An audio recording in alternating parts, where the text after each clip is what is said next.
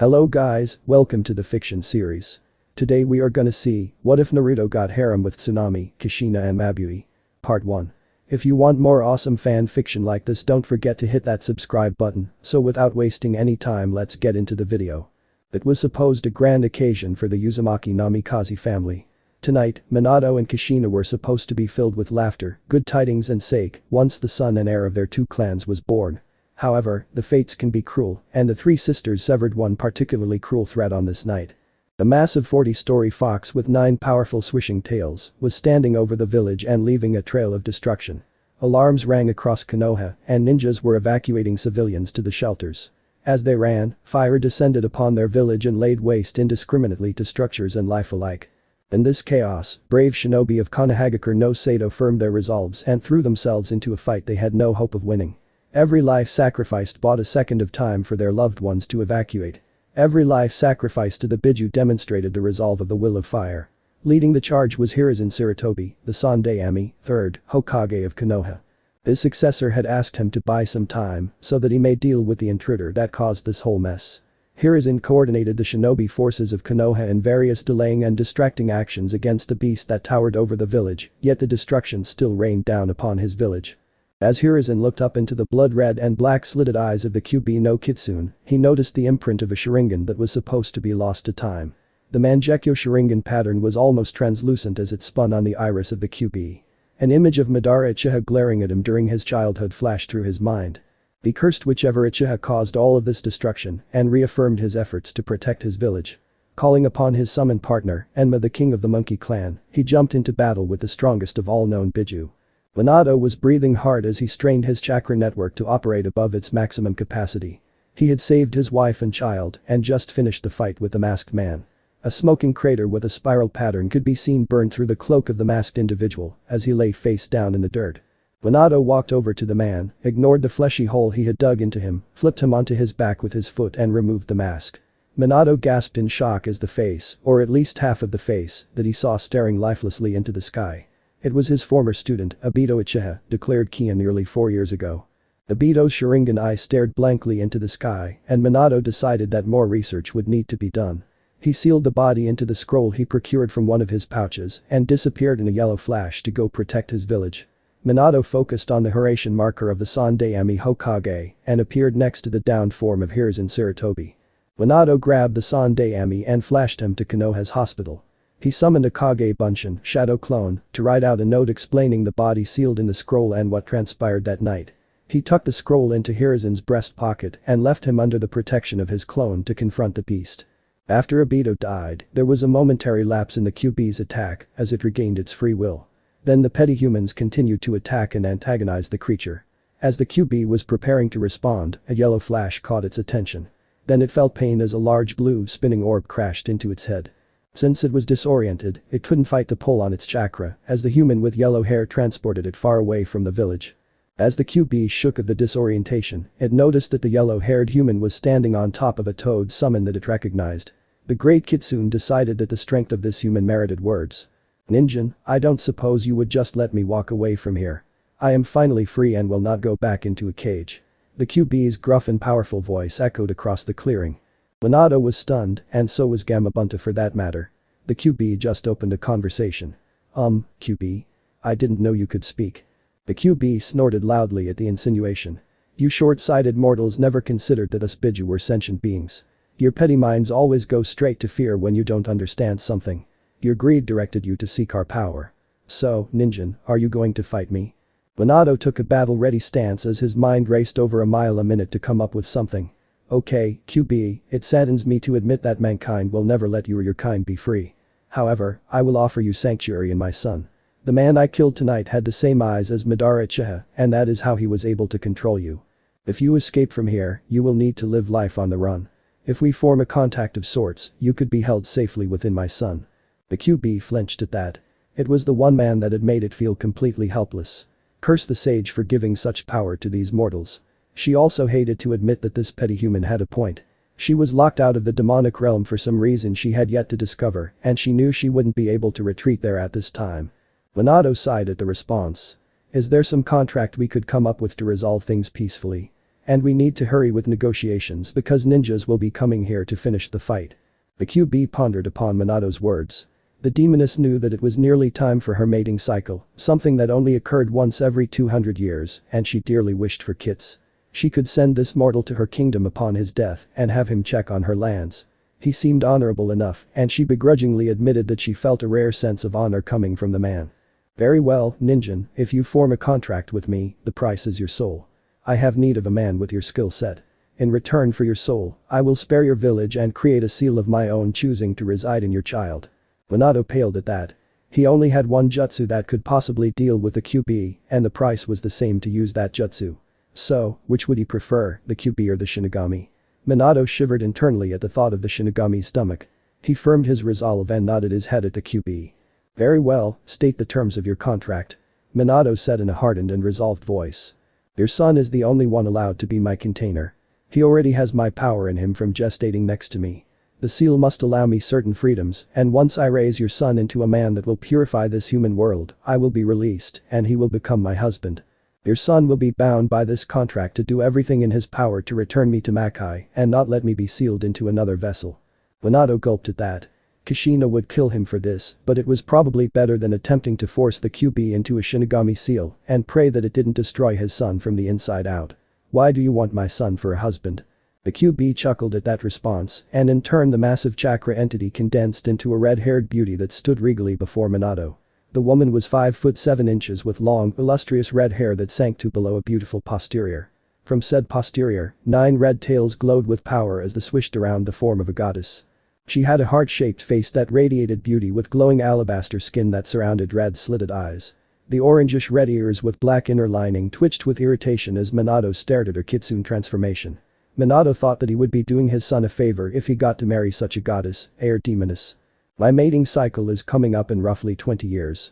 You humans killed my previous kits for greed during the clan wars, which is why I started annihilating your filthy kind centuries ago. I want more kits and I sense something great in that child.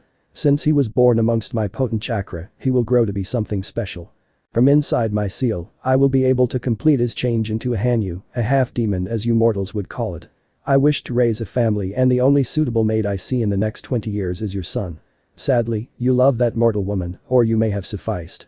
The last statement was said with such a seductive tone that Minato, the great Yondaime Hokage, gulped. "Oh okay then. What conditions do you require for your seal?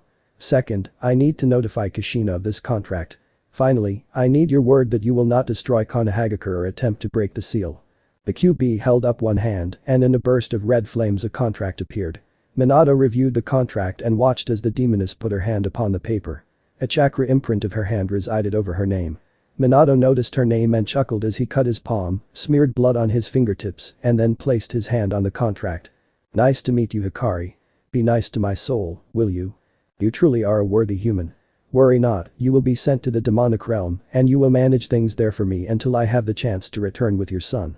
When the time is right and if I find her worthy, I will make Kushina the same offer as well." Despite her raucous and rude behavior, I found myself pleasantly surprised by her aura. Unfortunately, the seal did not let us interact and it was rather uncomfortable, which kept me in a foul mood. "So, Minato Namikaze, go and bring me your wife and son. Do hurry, those humans will be here in 10 minutes.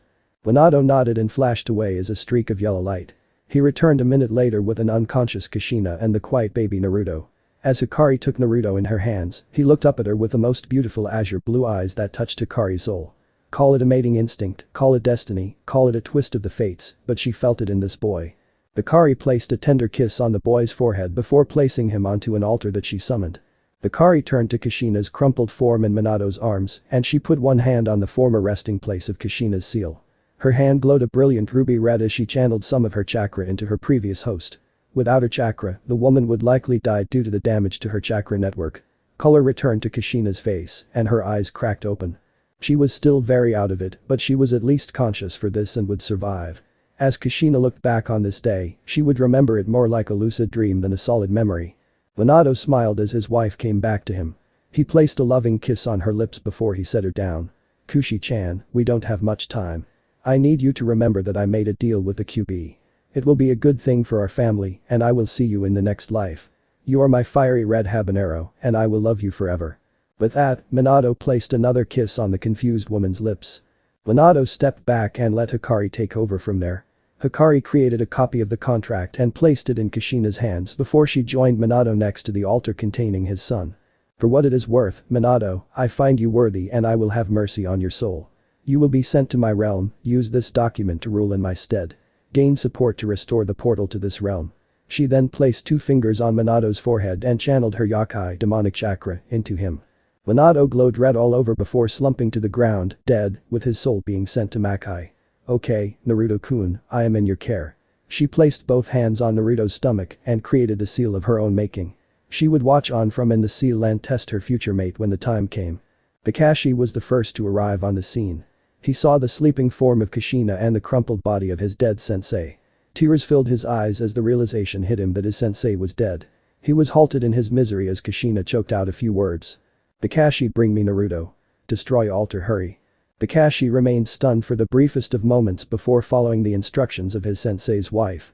Kushina held Naruto in her arms and whispered into his ear. Kyuubi, if you can hear me, you need to hide the seal. It is to protect Naruto. There was a brief chakra flash, and the dark black lines of the seal on Naruto's stomach disappeared. Kakashi noticed this and widened his eyes, but Kushina silenced him with just a look. Kakashi turned around suddenly as hundreds of chakra signatures appeared behind him. At the front of the group were his Ashi and Hiashi Hyuga, Fugaku and Makoto Uchiha, Shikaku Nara, Inoichi Yamanaka and Choza Akimichi. They all processed the downed form of Minato, and many heads sunk to chests in respect for their fallen leader's sacrifice. Fugaku finally took the lead and spoke. Kushina, what happened to Minato and the Kyuubi? Kushina, played up at being a weak woman, which wasn't much of a stretch at the time, responded in a cracked voice. Minato sacrificed himself to send Kyuubi to demonic realm. Fugaku stood up and reeled at the implications. Minato defeated the Kyuubi, and the village was safe. His rival was one hell of a man and deserved respect. Fugaku took charge of the crowd of ninjas, and he scooped Kushina into his arms as she held baby Naruto. He noticed the 6 whisker marks on the child's face, and decided that he would ask Kushina about it later. For now, he would let the mother slumber peacefully with her child in her arms. Kushina woke at the crack of dawn from a restless sleep that did nothing to alleviate the worry she held deep in her heart. She was never a morning person, but she would put up with anything for her Sachi. She went through her morning routine on autopilot as she reflected on what led up to her current situation. It all started when she awoke in Konoha hospital with her son in her arms. She smiled down on her beautiful blonde baby boy, and for a minute the hole Minato left in her heart was filled. Her friends would stop by the hospital to check in with her, but her body was crippled from the Kyuubi being ripped out of her. Tsunade forced her to stay in the hospital for a whole month, and she was too weak to fight against the woman. She was just grateful Tsunade came back to help her get on her feet. During that month, Tsunade performed a bunch of procedures that would end up helping her return to her normal life. Unfortunately, since the Kyuubi was ripped out while Kushina was giving birth, her reproductive system was completely destroyed. She would never be able to have another child, which broke Kushina's heart and caused her to latch onto baby Naruto even tighter. The damage to her chakra network was substantial, and Tsunade was stumped because all prior reports indicated that a biju leaving its host would kill said host. She chalked it up to the Uzumaki vitality in the end, which the Konoha council accepted. After a month, Kushina was allowed to take Naruto home to the Uzumaki compound. That was another thing, the damned council and their damned rulings. Naruto's official birth certificate named him Naruto Uzumaki, and she was denied the right to name him Namikaze. The council denied Naruto the Namikaze inheritance and tried to claim that they were doing so in Naruto's best interest, since Minato had so many enemies. Kushina did hold the original birth certificate with Minato's name on it, but she was threatened with a death penalty if she ever revealed that information without the council's prior approval. Needless to say, many Anbu were sent to the hospital during that council meeting. Even though she was far from her prior strength, she was an infuriated mother and a scorned wife by the council. She declared that she would take a leave of absence to raise her son, which was a right all mother shinobis were granted. The council granted this motion simply to get the rampaging woman out of the council chambers. The first thing Kushina did was remove her and Kakashi's chakra signature from the seal array on the Namikaze compound, and she then sent the seal array into lockdown mode. Those damned counselors would never get their hands on Minato's research in jutsu so long as she lived. Secretly, she added Naruto's chakra signature as the master of the Namikaze seal array because it was his by birthright. Without Naruto's chakra, the compound would remain in lockdown. The lockdown included a nature-powered chakra barrier that made the compound invisible, and the barrier could take a couple hits from Bidjidama before imploding. In time, she would tell Naruto and he would be able to access his father's library in secrecy.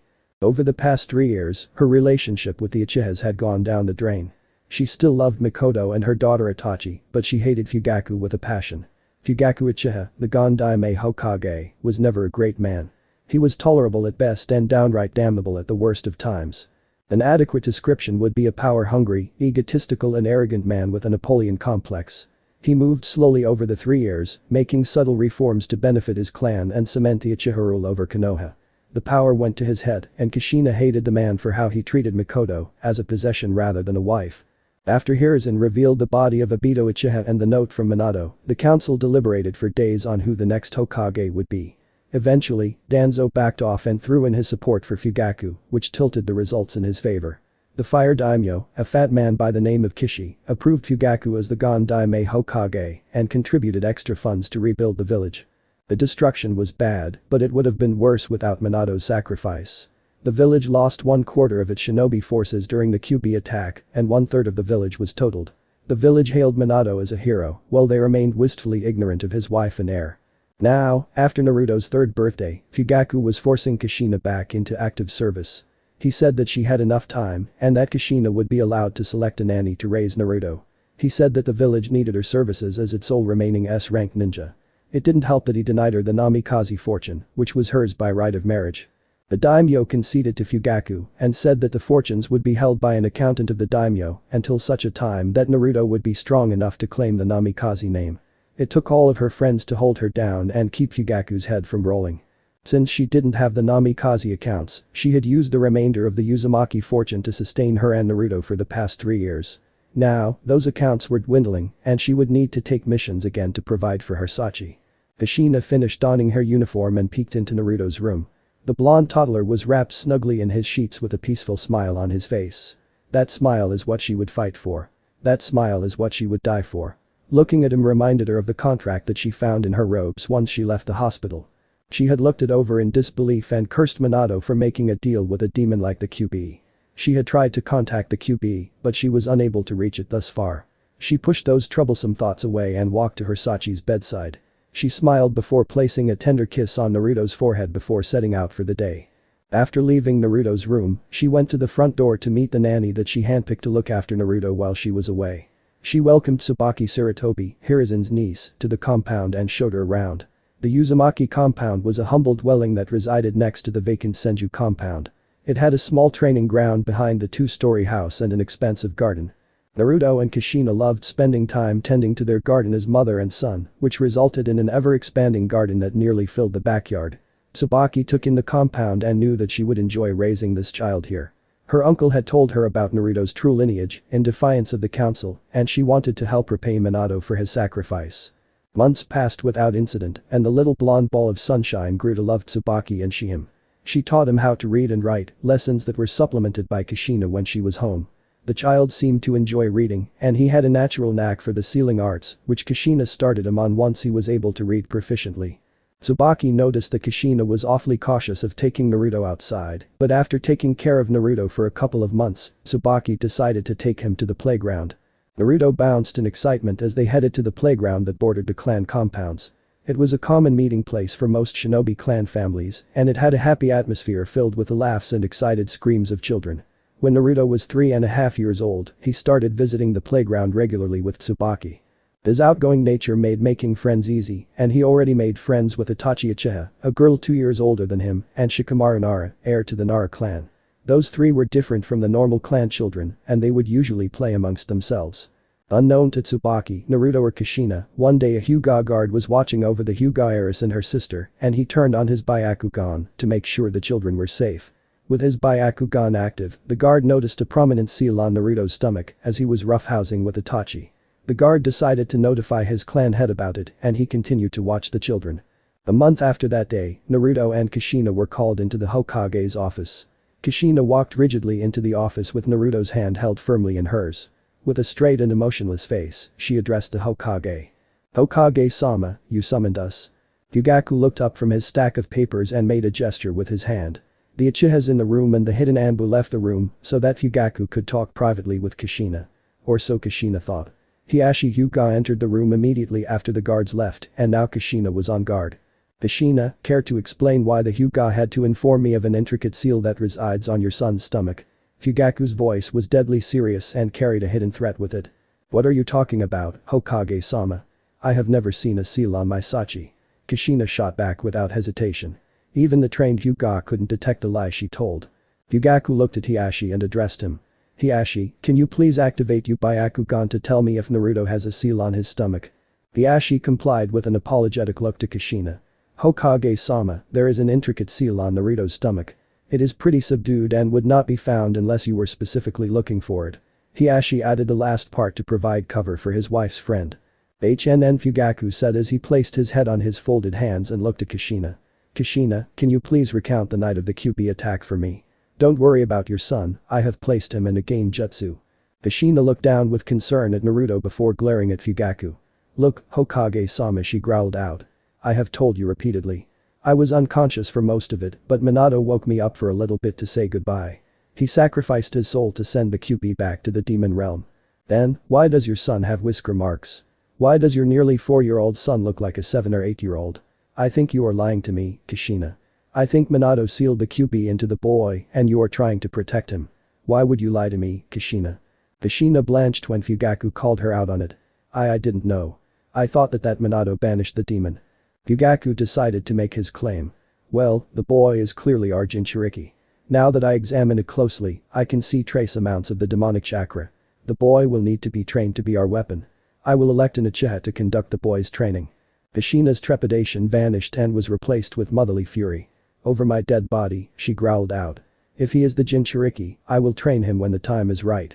There is nobody better and you know it. Furthermore, I will not allow you to steal my son's childhood from him. I will examine the seal and if he is the Jinchuriki, I will make sure that the seal is safe. When I decide the time is right, I will begin his training. And if you call my son a weapon again, Hokage or not, I will rip your still beating heart out, pull that thick studded rod out of your ass, shove your heart in your ass for some flavoring, and then shove it down your funking throat. Fugaku paled at the elaborate threat. If it came from any other woman, he would easily brush it off. He also knew that he couldn't simply rip a child, a clan heir at that, from his mother without major backlash from the Ninja Council. He decided to concede for now, and he would seek counsel from his advisors. Very well, Kushina. You may go for now. Know that this issue is yet settled. Kushina turned on her heel and stormed out of the office. The Kyuubi watched the whole interaction and knew that the boy was in for tough times ahead. She may have to make contact with him earlier than expected. Kushina broke the gain jutsu on Naruto and took him to her favorite ramen stand, the Ichiraku ramen stand. She calmed down when those immaculate blue orbs met her violet eyes. She decided to let him enjoy his childhood and she would shoulder this burden. She ordered him a couple bowls and watched her innocent child enjoy the food of the gods. She decided she would need to talk to Kakashi, Anko, Yugao and Kurenai. She would need her loyal students to help her keep watch over her son. After Kushina departed, Fugaku called Danzo and Homura into the room. He didn't want to include Hiruzen and Kaharu in this because they would undoubtedly protect the boy. I have called you both here today to inform you that I recently learned that Naruto Uzumaki is the container of the Kyuubi. Kushina claimed ignorance and I have no proof that she is lying. She refused to have the boy taught by anybody other than herself. You both know that this is a delicate issue and the Ninja Council would not support us if we moved against Kushina and the child. In fact, it would cause massive issues. So, my counselors, tell me how you would acquire the weapon. Danzo's eyes widened at the prospect of such a thing, while Homura just looked shocked. Danzo spoke first. Well, Hokage-sama, I would say that we need to remove the mother from the equation. The boy would need to be broken so that we could rebuild him from the ground up into the perfect weapon. Homura remained silent. He was on Fugaku's side, but the thought of killing one of the last loyal Uzumaki and the most powerful Kunoichi in Konoha didn't sit well with him. I would play it patiently. Sneak influencers into the child's life that could eventually draw the child in with the promise of training. I caution against overt action due to the power of Kushina Uzumaki and the relationship she holds amongst the clans. Fugaku considered the two proposals. I believe Danzo's suggestion is a little rough, but it has the higher chance of success. Leave me and come up with well thought out proposals. We will meet again next week. Both elders nodded and left the office. This conversation would lead to the great unraveling of Konoha and the end of the Uzumaki clan, in Konoha at least. A couple days before Naruto's 4th birthday, Kushina was called out of the village on a 2-week S-ranked mission. Tsubaki was watching over him after his birthday party with some of the clan children. Anko and Yugao had stopped by to give Naruto presents in person and to fulfill their duty to their sensei. Everything seemed to be going perfectly during the party and they watched on with smiles as the children played in the backyard. Eventually, everybody left and peace filled the Uzumaki compound. That was until Tsubaki was awoken at midnight to somebody at the gate. She opened the gate to a blank mask that held two Sharingan eyes. Before she could react, she was put under a strong genjutsu and she brought the sleepy Naruto out to meet the masked man. The boy was confused, but he listened to Tsubaki and went with the man. The ninja needed Tsubaki to bring the child out due to the barrier that protected the Uzumaki compound. The masked man walked Naruto into the red light district and left the kid for dead. His orders stated that he would only intervene if it looked like the mob would kill him. The mob was incited by Danzo's agents that recently spread rumors that Naruto was the Kyuubi. They told the people that the demon had taken over Kushina's son and the drunk villagers were more than willing to find a scapegoat on this day. The boy's screams echoed across the red light district until the early morning. The white mask Anbu scraped the boy off the pavement once the mob had its fun and delivered him to the hospital for treatment. This marked the beginning of the ostracization of Naruto. Kushina flew into a rage when she returned to the village to find Tsubaki dead at her compound gates. When she broke through the hospital doors, threatened the nursing staff, got taken to Naruto and saw all of Naruto's injuries, she nearly destroyed the hospital. Kushina stayed by Naruto's bedside for the remainder of his stay in the hospital. After Naruto was dismissed from the hospital 3 days later, Kushina broke down the door to Fugaku's office and fought off the Anbu squad, leaving them in unconscious heaps on the floor. She then turned her visage of fury with the ethereal outline of the Shinigami hovering behind her onto Fugaku. "Look here, Fugaku, I know you had something to do with this. You and the Hyuga were the only ones that knew." Fugaku stood up in a challenging pose. "Careful, Kushina, that is treason you are spouting. I did not organize this and I am affronted that you would accuse me of such a thing. I held love for you and the boy's father. It was my duty to inform the civilian council and it seems that the civilians did not take well to the news." He said the last part as if it was simply fact and it didn't matter. Kushina's hair flared into 9 tie-like braids and she grabbed Fugaku by the collar and looked straight into his cursed Sharingan eyes. "You will bring me those responsible. I will be allowed my retribution. If something like this happens again, I will hold you personally accountable." She flung him back into his chair and stormed out of the office. Fugaku needed a minute to recover from the killing intent, that he was just subjected to. She was truly a fearsome woman after all. After recovering, he smirked because phase 1 of his plan was going perfectly. "Boo, she is truly a scary woman. Be careful on how you deal with her, master." Fugaku looked down at the black addition to his body. It was 2 years ago that this creature approached him with the plan created by Madara Uchiha. He wouldn't have believed it if the creature didn't take him to Madara's hidden base. He met the legend himself and was given an overview of the plan. It was this plan that would ensure Uchiha dominance of the elemental nations and Uchiha supremacy in the village that they founded. Indeed, she is, Zetsu. I will play this close to the chest. She is the only remaining obstacle to getting our hands on the Kyuubi. MHM, according to Madara's plan, once you have the Kyuubi in your possession, you will receive his Rinnegan eyes. Zetsu, how is Madara-sama doing and why will he not give me the Rinnegan already? Master Madara is dependent upon the Jido Meizo to sustain himself. Removing the Rinnegan now would kill him and he wishes to see if you are a worthy successor. Would you entrust the eyes of a god to somebody that has yet to prove themselves to you? HN. Well, do let me know if his condition changes. It is only a matter of time until the Kyuubi is under my control. Psychotic Uchiha and evil massive hatred aside, the rest of that year was tough on young Naruto. Naruto was no longer welcome in the parks and the kids would shun him if he asked to play with them. Naruto tried to maintain his optimistic nature, but he failed as the rejections continued. Over the year, Naruto receded into himself and spent most of his time reading, studying and training. Kushina had given him a training regimen to hopefully prepare him for what was to come and distract him from his darker thoughts. However, she was dealing with the limitations of a 4-year-old child, even if that child looked to be nearly 8 years old. He was simply being taught the basics, but he did manage to unlock his chakra and begin rudimentary training. Naruto stopped going to the park when groups of bullies would form and start picking on him. Whenever Itachi and Shikamaru weren't present, Naruto would try to leave. His new caretaker, an old woman named Uchiha, barely protected the boy and she never taught him anything. Kushina tried to find other nannies, but nobody would accept the duty. It was as if somebody were threatening them if they accepted the position. Uchiha was the only one that accepted the position and Kushina was forced to take her by the council after abstaining from missions for a full month. She knew it was the worst thing possible, but she was being forced into S-rank mission after S-rank mission. Kushina sought the help of her friends, but the council soon caught on to them and would dispatch them on back-to-back missions as well. The end result of the year was a young boy that was terrified to walk in his own village. The glares and stares of the villagers haunted his nightmares. The beatings from children and thrown bottles from adults made Naruto into a recluse.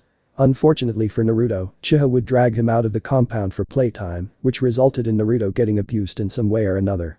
Kushina raged at the woman, but Uchiha was protected by the council, and Kushina decided that she needed to find a way out of this toxic situation. Naruto no longer had a childhood, and it was only a matter of time before things spilled over. Kushina was enraged. She was on another S-ranked mission with some Uchiha teammate and Kakashi. They were on the border of the Land of Fire, completing yet another mission that deliberately dragged her away from Konoha. She knew that her son's birthday was in 2 days, and she wanted to hurry up and complete this stupid mission so that she could make it back and protect her son. They were approaching the target destination when they were surrounded by 20 ninjas in black cloaks and blank white masks. Kushina locked eyes with Kakashi, and both of them didn't wait for further introductions, they simply attacked the numerically superior force. Uchiha was assigned to this group to observe and confirm the death of Kushina Uzumaki. Fugaku said that Kakashi would need to live to make the story believable, and this would be a test of his loyalty. He simply engaged in a mock fight with the masked shinobi and observed. Unfortunately, Kushina was a force of nature. In the first 5 minutes of the fight, she killed 10 root shinobi. Kakashi had killed 4, so there were 5 root shinobi engaging them, and the one that was tying up Ida. Kushina was covered in blood with only a minor slash on her left shoulder blade to show for it. She finished off her 3 remaining opponents and watched as Kakashi severed the head of his final opponent. The two then turned to watch the fight between Ida and the root shinobi that had lasted the whole time. But the briefest of eye contact, the two blurred off and knocked out Ida and the remaining root. Kakashi, this is undeniably Danzo and Fugaku. You know that I was not supposed to survive this mission. I am going to alter their memories and you will initiate Itsawari no Shai. I will go to Tanzakugai to meet up with Tsunade, bring him there. Kakashi nodded and his visible eye that seemed to hold the grief of 1,000 losses. I will see it done, Kushina-sama. Know that I love you and I will always be loyal to you. You are the mother I never had and I am going to miss you. Tears started falling freely from his eyes and stained his mask with their sorrowful moisture.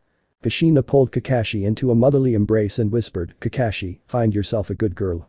Do that for your Ka-chan. I will stay in touch once we get settled. Kushina broke the hug and pulled the sealing scroll off of her back and went to work. Memory modification seals were horribly painful things and they required absolute perfection when crafting the seals. Kushina worked with the grace of a Fuinjutsu master as she created 3 seals. When she completed and double-checked her work, she used a kunai to cut the seals out of her scroll. She then proceeded to cut Ida a couple times and stabbed his right Sharingan eye. She did worse to the root ninja but left him alive and crippled. She then applied the memory modification seals to the unconscious ninjas before she turned to Kakashi. Okay, Kakashi, once Anko has delivered Naruto to Tanzakugai, you will need to apply this seal to the base of your neck. Once you receive my next letter, it will contain a counter seal to undo the effects. I do this because I have no doubt that a Yamanaka will perform a memory dive on you to confirm my death, since there will be no body. Kakashi nodded sadly at the thought. I love you, Kakashi-chan. I am so happy that Minato was able to adopt you into our family, even if the damned council won't acknowledge it. Kakashi was a sobbing mess, and he buried his head into Kushina's shoulder. He had lost everyone he ever loved. Minato, Rin, Obito, even though he turned traitor, and now Kushina. I don't know if I can hold on without you, Ka-chan. Tears flowed freely as the bloody Kushina embraced the 20-year-old Kakashi. Kushina rubbed his back and cooed him like his real mother. You are strong, Kakashi-chan. I believe in you. When Naruto is old enough, we will exact our revenge on that cursed village, and I will come for you. Kakashi let out every tear that his ducts could manufacture before breaking the embrace. He nodded to Kushina and took the stasis scroll that Ida was sealed in. Sadly, the scroll was saving this cursed man's life, but it was needed to sell the story. Kushina departed for Tanzakugai to meet up with Tsunade and update her on the whole situation. Kakashi pocketed the scroll and kicked the incapacitated root ninja for good measure before leaving the clearing. Kakashi raced back to Konoha to complete his part of the mission. The night of the Kyuubi festival, Kakashi made it back to Konoha and snuck in via an old Anbu route. He went to Anko's house to initiate Project Itsawari no Shai, and she was more than happy that the time had finally come. Life for Anko had been miserable in Konoha. After her return as a 10-year-old from Orochimaru's lab, she had been treated as a persona non grata in the Hidden Leaf village. Her only saving grace was being put on Kushina's team before the Kyuubi attack. Those 2 years were the best years of her life. And now 15-year-old Anko hopped up and adorned her sneakiest outfit, a far departure from her trench coat and fishnet armor. Kakashi blurred off to find Naruto, while Anko went to the Uzumaki compound to gather up the extraction scrolls that Kushina provided. Anko ran into Uchiha when she showed up at the compound. She threw a senbon laced with a slow-acting neurotoxin into the pathetic woman's neck. She wished she could stay and play with her, but more important things needed to get done. Anko knew that her former village would declare her a missing ninja after today, but she could give a funk less. She simply said goodbye to her sensei's house and blurred off in a streak of black to join Kakashi. Kakashi used Pikun to find Naruto, and when he did, he was enraged. A mob had chased the boy out on a training ground and was in the process of pinning him down. A moment later, Anko linked up with Kakashi and a furious visage appeared on her face. After a moment to settle down, a wicked grin adorned her face as she made eye contact with Kakashi. Kakashi and Anko blurred to first incapacitate the watchers before they dealt with the mob. The Uchiha Jonins were watching the event with disinterested looks on their faces. Their only role was to ensure the kid didn't die. That is why they were surprised when they were knocked unconscious by a poisoned senbon to their necks. If they did not receive treatment in the next hour, they would most likely die. Spoiler, they would not receive treatment in time since Anko always did love her custom poisons. After the watchers were incapacitated, Anko proceeded to slaughter the onlookers. Naruto watched on in a mix of horror and fascination as his honorary sister saved him from the mob. Kakashi took two civilians aside and put them under a powerful genjutsu. Kakashi made them believe that they actually killed Naruto, and then Anko flew into a rage and killed everyone. Anko was taking her time with two Chunin ninja that had joined the chase until Kakashi completed his memory modification. After Kakashi completed the genjutsu, he said his goodbyes to his little brother and Anko, with tears falling from his lone visible eye. Anko scooped up Naruto and began stripping the child of his trademark orange jacket. She gave Kakashi the bloodied clothes and wrapped Naruto in a blanket that Kushina provided. The blanket eliminated all scents, so that the only scent that could be tracked would be Anko's. That would be if Anko wasn't wearing an outfit that bore the same seals that her sensei crafted for this specific mission. Kushina sensei really was a genius when it came to the sealing arts. Kakashi pulled out a scroll that was prepared for this occasion. Kushina used an Uzumaki ritual to create a blood clone of Naruto. Kakashi put a stabilizing seal on the blood clone's body before he killed the Naruto clone and proceeded to make it look like the work of the mob. This was the most difficult and emotionally torturous task that Kakashi ever willingly completed. He kept the thought of his adoptive mother and the safety of his little brother on the forefront of his mind to get through the bloody task. Kakashi took the body and dumped it into the lake that occupied the southern edge of this training ground. Once his job was completed, Kakashi snuck out of the village so that he could seal his memories and report in the next day. Flashback, 4 months ago in the Uzumaki compound. Kushina had called a meeting of her students to discuss her plans for the future. She never thought that she would willingly leave Konoha, but things had gotten that bad. It simultaneously broke her heart and filled her with rage when she thought about her husband sacrificing himself to save this accursed village. She would miss her friends, but for the Uzumaki woman it was simple. Family before all. Her students showed up in the dead of night to meet with their sensei. They had struggled to organize this meeting due to the insane workload that they were forced to complete.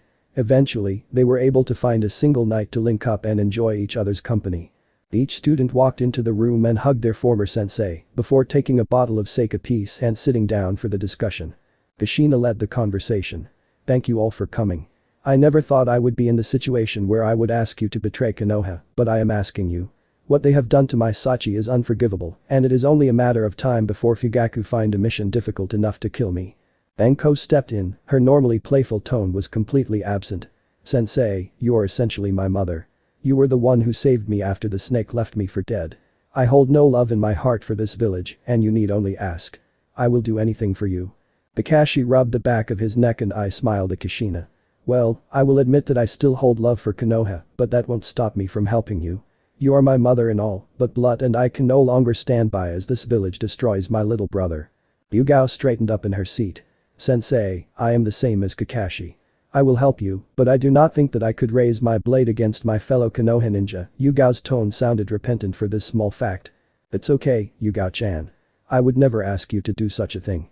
I only ask for your assistance watching over Naruto-kun and maybe a blind eye here or there. Yugao nodded at that before Kurenai spoke up. Sensei, has it really come to that? Yes, Kurenai-chan, it has come to that. This village denied my marriage to Minato. This village is trying to forcefully separate me from my son. This village has turned my vibrant ball of sunshine into a scared child, and this village is most definitely trying to kill me. If I do not die due to my mission load, they will make a direct move to remove me from the equation. All heads fell at that, and silence hovered over the room for a couple minutes. Anko tossed her saucer away in an elaborate motion before taking a swig out of her sake bottle. "What you need us to do, sensei?" Kushina smiled at Anko, her most loyal student and kindred spirit. "Well, I have an idea. I know that they will force me out of the village on Naruto's birthday. If my guess is right, that frigid bitch Uchiha will just hand him over or force him out of the compound. We will fake his death and I will take him away from this accursed village. I will prepare extraction scrolls with everything we will need and I will show you all how to access them." Yugao reacted to this. "Where will you go, sensei?" Kushina smiled sadly at Yugao. "If you are not coming with, it would be better if you didn't know." Yugao, Kurenai and Kakashi hung their heads at this. "Don't worry, when the time is right, I will let you know. If you ever wish to leave this hellhole, all you need to do is ask." Kakashi smiled at that thought before asking. "How will we fake his death, sensei?" "Uzumaki technique, I will create a blood clone. I will develop a seal that makes the body stay after the clone dies.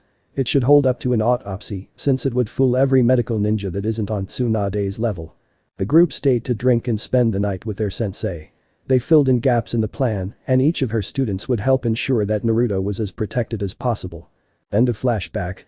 Anko carried Naruto in her arms as she exited the passageway that led out of Konoha. She used every evasive maneuver she could think of to throw people off her trail. She had 2 shadow clones dress in her old clothes that would run until they ran out of chakra in opposite directions. She used minor applications of earth jutsu to cover her tracks, as she made her way to Tenzakugai.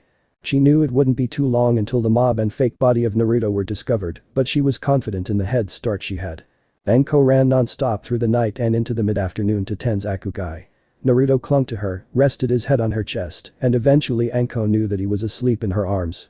Kushina was waiting for her on the edge of the city, along with Tsunade and Shizune. The 2 medics had insisted on helping the Uzumaki family in their escape once Kushina told them about her plan. Tsunade firmed her resolve to never step foot in Konoha again unless she were there to destroy it. It was clear to Tsunade that the will of fire was no longer the operating philosophy of Konoha. Kushina saw Anko pulling up on Tenzakugai and could tell that she was on the verge of collapse. In a blur of sun-kissed blonde hair, Kushina darted to Anko and wrapped her in a supportive hug. Yes, dear reader, Kushina had Tsunade chakra dye her hair to the same color as Naruto's. She did so that she wouldn't be as recognizable. Anko thanked her sensei and handed Naruto to Kushina before she passed out. Tsunade saw the signs of fatigue and demonstrated that she was still a Sannin when she was able to catch Anko before she hit the ground. Kushina took in the dried blood on Naruto and gasped in despair. Tsunade saw it also and nearly froze, but she pushed through the impulse and guided the group to her hotel suite. She was grateful that she hit 4 jackpots in a row and then cleared out a 5-card stud table 2 days ago. She knew that always meant something bad was about to happen to her or someone she loved, and sure enough Kushina showed up the next day. Waiting for Naruto last night was the longest night Tsunade could remember as the agitated Kushina paced around the hotel suite, ranting about killing Fugaku slowly and slicing Danzo to bits. As the group entered the hotel suite, Shizune took Anko to her bed and laid the sleeping woman down, clothes and all. Naruto had woken up due to the noise of the town and jumped into his granny Tsunade's arms for the trip to the hotel. She threw the mostly naked Naruto into the hotel bath when they got back to the room. She couldn't get over the fact that her godson looked like a 9-year-old. The growth rate the child went through was insane, and she couldn't remember any example from a medical text that explained what was occurring. Kushina told her that it was most likely due to the Kyuubi, so she figured she would just chat with the kid. "Naruto-kun, how are you growing so fast, kiddo?"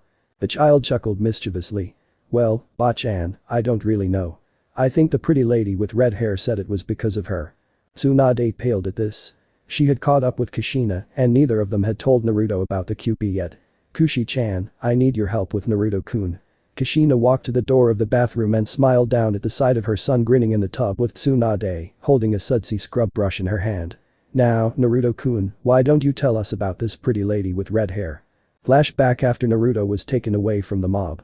Naruto passed out in Anko's arms as his adrenaline crashed and the pain registered throughout his body. The boy woke up to raindrops on his face as he lay in a verdant clearing. Everything around Naruto was supersized and it was framed by the cloudy drizzle.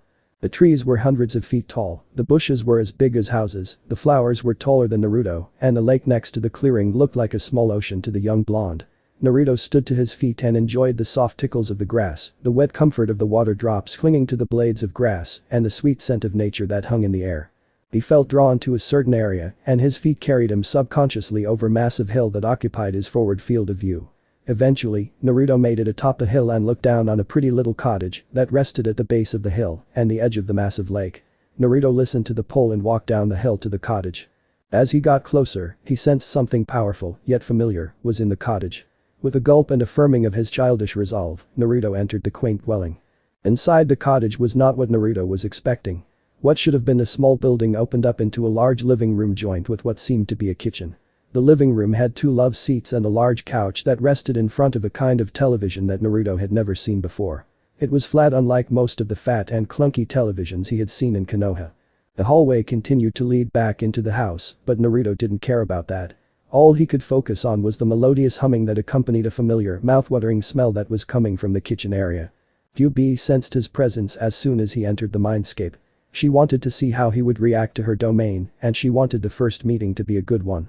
Even if she accelerated his growth, she knew that he still had the mentality of a child and he wouldn't be ready for a serious conversation. Instead, she chose to kick things off on the right foot with her container potential mate. She made his favorite dish, chicken ramen. It was peculiar to Hikari that chicken would be his favorite meat, but she chalked it up to her Yakai's influence on the child. Eventually, she was broken from her musings as she heard the child enter her kitchen, followed by a gasp. Hikari turned around and she would have giggled if it weren't for her image that she needed to uphold. Instead, she smiled regally down upon the small child that was gaping at her.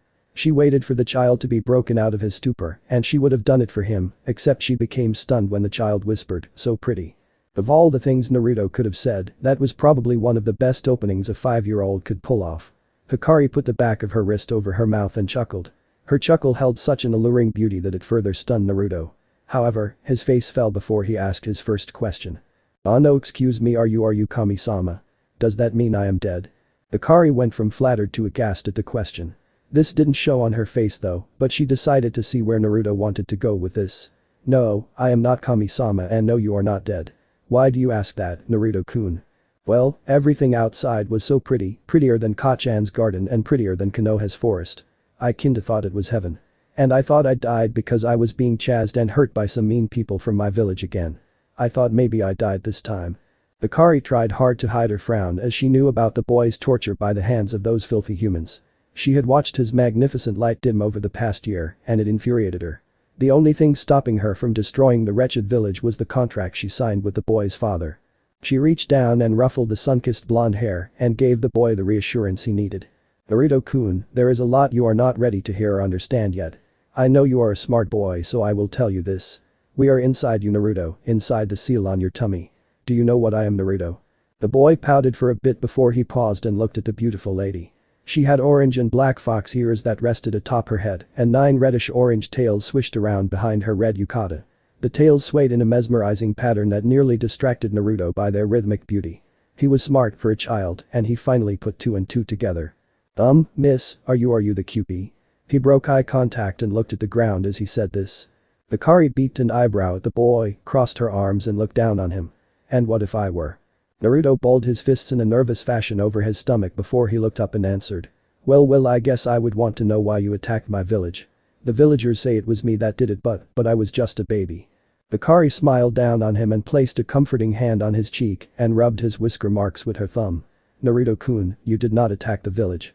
"I did, but it is a long story. One you should ask your mother for. Let's just say that somebody made me do it for now." "Oh okay. You know, Kyuubi, you don't seem that mean to me. You are nice and I feel safe with you." Hikari nearly swooned at the cuteness. That was a glimpse of the boy, a glimpse of the light that had dimmed over the past year. "Well, thank you, Naruto-kun. You and I have been together for a long time, so you probably recognized my chakra. Now, let's eat some ramen before I send you back to your mother." Naruto's contemplative look turned into the radiant face of an exuberant child. Naruto hopped up on the bar stool for the island that separated the kitchen from the living room. He ate the chicken ramen with gusto, while Kyuubi just watched on with a smile. This was a good first impression, but she knew there were many difficult conversations to come. Conversations that a child would not be ready for. Flashback end. Kushina, Tsunade and Shizune stood in the bathroom, stunned, with looks of confusion and slight panic on their faces. Tsunade had long since dropped the sponge and was gawking at Naruto. Kushina was concerned about how she would handle the questions Naruto was bound to ask. She clenched her teeth and said "Funk it." Those Konoha bastards could no longer control her life. Okay, Sachi, it seems like we have a lot to talk about. Why don't you get cleaned up and we will talk over a bowl of ramen? Naruto nodded vigorously and resumed washing himself. The blood collected near the drain, and the sun-kissed blonde hair made its vibrant appearance again. The smiling, whisker-marked face of everyone's favorite blonde looked fully healed and replenished after his bath. Kushina gave him a white t-shirt with a red Uzumaki swirl and a pair of blue athletic shorts to change into. Eventually, the group was sitting at the table in the kitchenette of the hotel suite and Kushina forced herself to proceed with the discussion. Okay, Sachi, there are some things that mommy needs to tell you. Naruto was sitting in Tsunade's lap and Kushina took his hands in hers. As you said, you met the Kyuubi. It is because of the Kyuubi's chakra that you grow so fast and yes she is in a seal on your belly. Naruto cut her off here. It was so pretty in there, Ka-chan. It was like our garden except times 1,000 no a million. Naruto's excited tone elicited chuckles from the ladies before Kushina continued. That sounds lovely, Naruto-kun. Well, moving on, the Kyuubi used to be in a seal on my tummy. When I gave birth to you, a bad man showed up. That man threatened you and he took the Kyuubi out of me. He then made the Kyuubi attack our village. Your father, Minato Namikaze, the Yondaime Hokage, fought the Kyuubi and then made a deal with her. He sacrificed his life to seal her into you, Sachi. In return, she will make you strong and you will protect her. Does that make sense, Sachi? Tsunade, Shizune and Kushina observed the child process the information. They all knew the revelation about his father would confuse him, and sure enough it did. The boy's face contorted into confusion and sadness with a tinge of anger. Ka-chan, why are you telling me about Tsunade now? If my Tsunade was the Yondaime, why did the villagers do all that mean stuff to me? Why couldn't we tell them that he was my Tsunade? Kushina offered a pitiful smile in response before squeezing his hands to draw his beautiful azure eyes back up into her. Well, Sachi, let's just say that the village leaders were bad people. They wanted to use you and the Kyuubi for something that I didn't want. That is why we left and since we are not going back I thought I could tell you now. Naruto frowned at this. It didn't make much sense to him, but he always did trust his mother. Okay, Ka-chan. You will have to tell me about Tsunade later. So, what do we do now? Tsunade looked at Kushina before she answered. She nestled her chin on Naruto's spiky blonde locks as she spoke. Your mommy is going to find you a new home while you stay with me, Shizune and Anko. Naruto looked to his mother for confirmation before she nodded. Yes, Sachi, I am going to find us someplace safe to stay that will be nice to you. The boy perked up and that is rapidly asked his next question. Will Tsunade-chan and Shizune-chan be coming with us? Tsunade spoke softly. Probably not, Naruto-kun. I will come and visit you though. It would cause a lot of problems for you and your mother if I lived with you. Do you understand? Naruto frowned at this. But Ba-chan, family comes before all, and you are family. Tsunade's heart swelled at that, and a radiant smile adorned her face. Well, Naruto-kun, maybe when it is safer, I will come and live with you. Before then, I will try to visit as often as I can, okay? Promise? Naruto said this as he held a pinky finger up over his head. Tsunade locked his tiny pinky in hers and whispered that she promised. Shizune took in the whole scene and smiled down on Naruto. She may only be 15, but this child was too cute. She also appreciated that her master seemed to be happier in his presence. That's right, Naruto-kun, you will have to get bigger and stronger every time we see you. Naruto nodded his head enthusiastically at this. The group would finish their dinner and spend the next couple days in each other's company, catching up and just enjoying the fact that they were all safe, for the time being. Konoha Hokage's office. Fugaku was having a terrible day and he was afraid it was about to get worse. First, he finds a bunch of dead civilians, 2 Chunin and the 2 Uchihas he had watching the boy, all dead. Then, one of the teams he sent to investigate the scene reports in that the Kyuubi Jinchuriki is dead as well. His body was beaten and broken with a kami-damned kitchen knife run through his heart. To make matters worse, he was waterlogged and the autopsy showed that he was dead with no sign of the Kyuubi. For all he knew, the Kyuubi could show up at any moment and lay waste to his village. Zetsu had told him it would take years for the Kyuubi to reform, but that just seemed to put an ominous timer on the village's destruction. Fugaku was informed that Kakashi Hatake had reported in alone, carrying a stasis scroll for one of his injured companions. He was receiving some urgent treatment in the hospital before he would report in. This left Fugaku time to muse on the possible successor failure of Kushina's assassination. A task that Fugaku knew could backfire in the worst way possible. Unfortunately for Fugaku, it took Kakashi 3 hours to finally report in. Hokage-sama, I apologize for the delay. My wounds made it difficult for me to return. Fugaku waved him off before requesting a full mission report. Kakashi nodded and continued. Ida, Kushina-sensei and I were en route to the mission when we were attacked by 20 or so ninjas in black cloaks and blank masks. We engaged and Kushina-sensei was able to kill most of them before she was stabbed through her back and stomach. In her last act of bravery, she used some jutsu to explode and took out the remaining 5 ninjas she was fighting. Ida and myself fought the remainder, and I was able to kill the rest before succumbing to my injuries. I woke up to find a heavily injured Ida and a massive crater on the battleground. I put Ida in a stasis scroll to preserve his life and left my mission incomplete. I deemed it more important to report this to you than to complete the mission because it wasn't time sensitive. Fugaku gritted his teeth throughout the report, but he found peace in knowing that Kushina was dead. Was there anything left of Kushina's body? No, Hokage-sama. I found and recovered her sword. I planned on giving it to Naruto. Kakashi, that will no longer be possible. Kakashi bristled at that bit of information, and a look of cold fury occupied his lone visible eye. Last night, a mob of villagers killed Naruto before an unknown ninja killed the whole mob. Naruto's body is in the morgue now, and the autopsy already confirmed it. Kakashi fell to his knees and wept for his dead mother and little brother figures. Fugaku allowed it since he wasn't a complete and total bastard yet. Okay, maybe he was, but he needed one of the strongest ninjas remaining in his village on his side. Go home and rest, Kakashi. I will expect a written report in the next 3 days. I will most likely call you for testimony before the council in that time. 2 days later, Konoha's council was called to provide an update on the situation. Danzo had informed Fugaku that one of his agents made it back to root headquarters heavily injured and corroborated Kakashi's story. Ida, who was recovering in the hospital after losing his left eye and right arm, did as well. Now, Fugaku needed to address the council. Thank you everybody for responding to my call. I have called you here today to inform you of the death of Kushina Uzumaki and Naruto Uzumaki. The ninja heads jumped to their feet in an uproar while the civilian council cheered. Eventually, Fugaku restored order to the chamber and gave the official story of the events, which earned more outrage. The civilian council was appalled that so many civilians died during their valiant quest to rid the village of the demon. The shinobi council wondered who killed so many people and 4 ninjas. The Ashi stood and asked the question. Hokage-sama, who could possibly have killed that many people and escaped from the village? Fugaku answered in a monotone.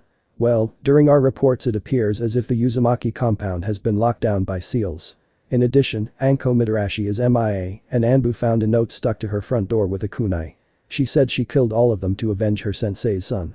Tracker squads have been dispatched to locate her, and I have added her into our bingo book as a B-rank bounty.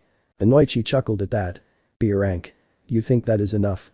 I will tell you that girl has enormous potential, and she became a monster under Kushina's instruction. It should probably be higher. Some random civilians stood up at that. There is no way the snake whore is that strong. She finally betrayed the village, as we all knew she would. The man was cut off by enormous killing intent coming from Tsumin Yazuka and Makoto Uchiha, who was acting clan head until Itachi or Sasuke came of age. It was Tsum that growled her threat at the man. Well, maybe if you moronic civilians didn't kill the son of her sensei, she wouldn't have done that. Did you ever think of that? Mabuki Haruno, a pink-haired banshee of a counselor, screeched out. I can't believe you would blame us, Tsum. That boy was the Kyuubi incarnate. Those civilians are heroes. Makoto was caught by Fugaku a few inches before she could tear the pink banshee's heart out. That didn't stop her from terrifying every civilian to their core. You evil, manipulative bitch. He was a boy. A mere child. Anyone who spent 2 minutes with him could have seen that. And you funking people killed him. Fugaku was now struggling to contain his wife. It had been years since he saw her act out in such a way, and it filled him with a strange mix of fear and respect. Then he was stunned as he saw the Mangekyo Sharingan spinning in his wife's eyes. Yes, he thought, she did come from good stock. I will need some more children out of her. He signaled Anbu to help him restrain her. Calm down, Mikoto-chan, calm down. Those responsible are already dead. The 2 survivors have already been interrogated by Ibiki and Inoichi. Makoto's head snapped to her husband. You will bring me those 2. They will die by my blade. I will not stand for them to remain alive. The civilians protested this, but the unanimous vote of the Ninja Council and the elders made it crystal clear that they would be sentenced to death. The remainder of the council meeting was an unproductive mix of shouting and arguing that left every councillor with a headache. They were all concerned about the impending doom of the Kyuubi and about the village's lack of a Jinchuriki. However, nothing more was decided that night. 2 weeks later, gates of Kumogakure no Sado. A beautiful blonde woman carrying twin blades on her hips approached the gates of Kumogakure. The gate guards halted her and were in the process of inspecting the woman. She didn't have any papers, which was suspicious. The blonde woman then spoke. Look, you two, could you please tell I that an old friend is here to cash a favor from the Third War? Once he meets me, he will understand. Without much further protest, the gate guard had a bolt ninja, Kumo's version of Anbu, deliver the message to the Raikage. I was a beast of a man with milk chocolate skin, blonde hair done back in cornrows, and he constantly wore an open white coat. Ripped muscles filled the coat's opening, and 3 golden weights adorned each wrist. It is a point of contestation how much each of his wrist weights actually weighs, but the rumors say somewhere between 100 and 500 pounds. I was making his way with his most trusted shinobi, Dari, to the front gates. He was wondering who would call on him from the Third Great Shinobi War that couldn't just present papers. As he approached the gates, he caught the guard standing around a blonde woman with a wonderful figure and 2 swords strapped to her hip. As he got closer, he started to recognize her, but the hair threw him for a loop. It wasn't until he was standing right in front of her and he recognized her, Kushina Uzumaki. Before I could speak and blow her cover, Kushina spoke as she bowed to him. Raikage-sama, I am here to seek a private audience with you. It is important. Without further discussion, I dismissed his gate guards and walked silently with the woman back to his office. He greeted his people as he made his way back up the mountain, while his brain worked at a mile a minute to figure out why Kushina was here. Eventually, the group made it back to his office where he dismissed everyone except Dari. He then set up a privacy seal and opened the conversation. Kushina, not that it isn't good to see you here, but what can I do for you? And what's with the blonde hair? And why all the secrecy? Kushina smiled at I, a beautiful smile that made the man gulp. It is good to see you again. Much has happened and I will tell you all. It was a long journey, is there any way I could get some tea? I nodded at Dari, who requested tea from I's fiery secretary, Carrie, before closing the door. Kushina proceeded to tell I of all that happened since Minato died during the Kyuubi attack. Needless to say, I and Dari were a mix of stunned and enraged once Kushina finished catching them up. Carrie entered midway into the conversation and Kushina pinched her chakra. It seemed like there was some Uzumaki blood in that fiery and foul-mouthed secretary. Through gritted teeth, I responded. I am sorry for all that. So, what is it that I can do for you? This was the crucial moment, she really needed this to work. How would you like the Uzumaki clan to join Kumogakure? If this is something you desire, I would like something in return, which will benefit us both in the future. Barry's mouth hung open in shock as I reeled at the suggestion. Why, Kushina, would you willingly come to a village that attempted to kidnap you once? Kushina waved off the concern. Shit happens and it was your father that ordered that. Minato and I always trusted you to be a decent man, He spoke fondly of your rivalry, which is why he didn't kill you and your brother after our battle.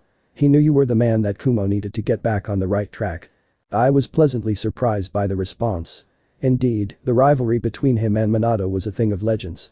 Okay, so, if I agree to this, what do I get and what would you need? Kushina took a deep breath before delivering the big news. Well, my Sachi is the Kyuubi Jinchuriki. In addition to gaining the most powerful biju, I would share some Uzumaki seals and techniques. I would join your forces and do everything I could to help Kumo prosper. I will guarantee my son's loyalty to Kumo, and I will encourage him to propagate his bloodline here. I was now envisioning the armies of Kumo equipped with Uzumaki seals, before visions of Kumo's future was filled with the descendants of the 2 most powerful ninjas he had ever known. Okay, Kushina, that sounds great, but what is it you want from me? I would like for you and Kumo to assist me in rebuilding Uzashio. I would like you to help me find any scattered Uzumaki. Until we have rebuilt Uzashio, I would like the clan to reside here. Once Uzashio is built, my son will head the clan here while you have strategic positioning and allies in Yuzu. I raised a massive hand to his chin as he thought it over. He would be harboring 2 or more fugitives from Konoha, big whoop, he could hide them from Konoha's spies. He would acquire a new Jinchuriki, something that may bring war to Kumo, but he would have 3 Jinchuriki to dissuade that. In return for basically building an outpost, he would gain a legendary clan and even some bloodline. That spurred Ai's next question. What bloodline does your son have? Kushina picked up the keen interest in Ai's tone, so she smirked before she answered. Tsunade's genetic test confirmed chakra chains, massively enhanced chakra capacity and rapid regeneration. While they are untrained, he has 3 chakra natures as well, wind, lightning and water. Ai smacked his lips at the prospect.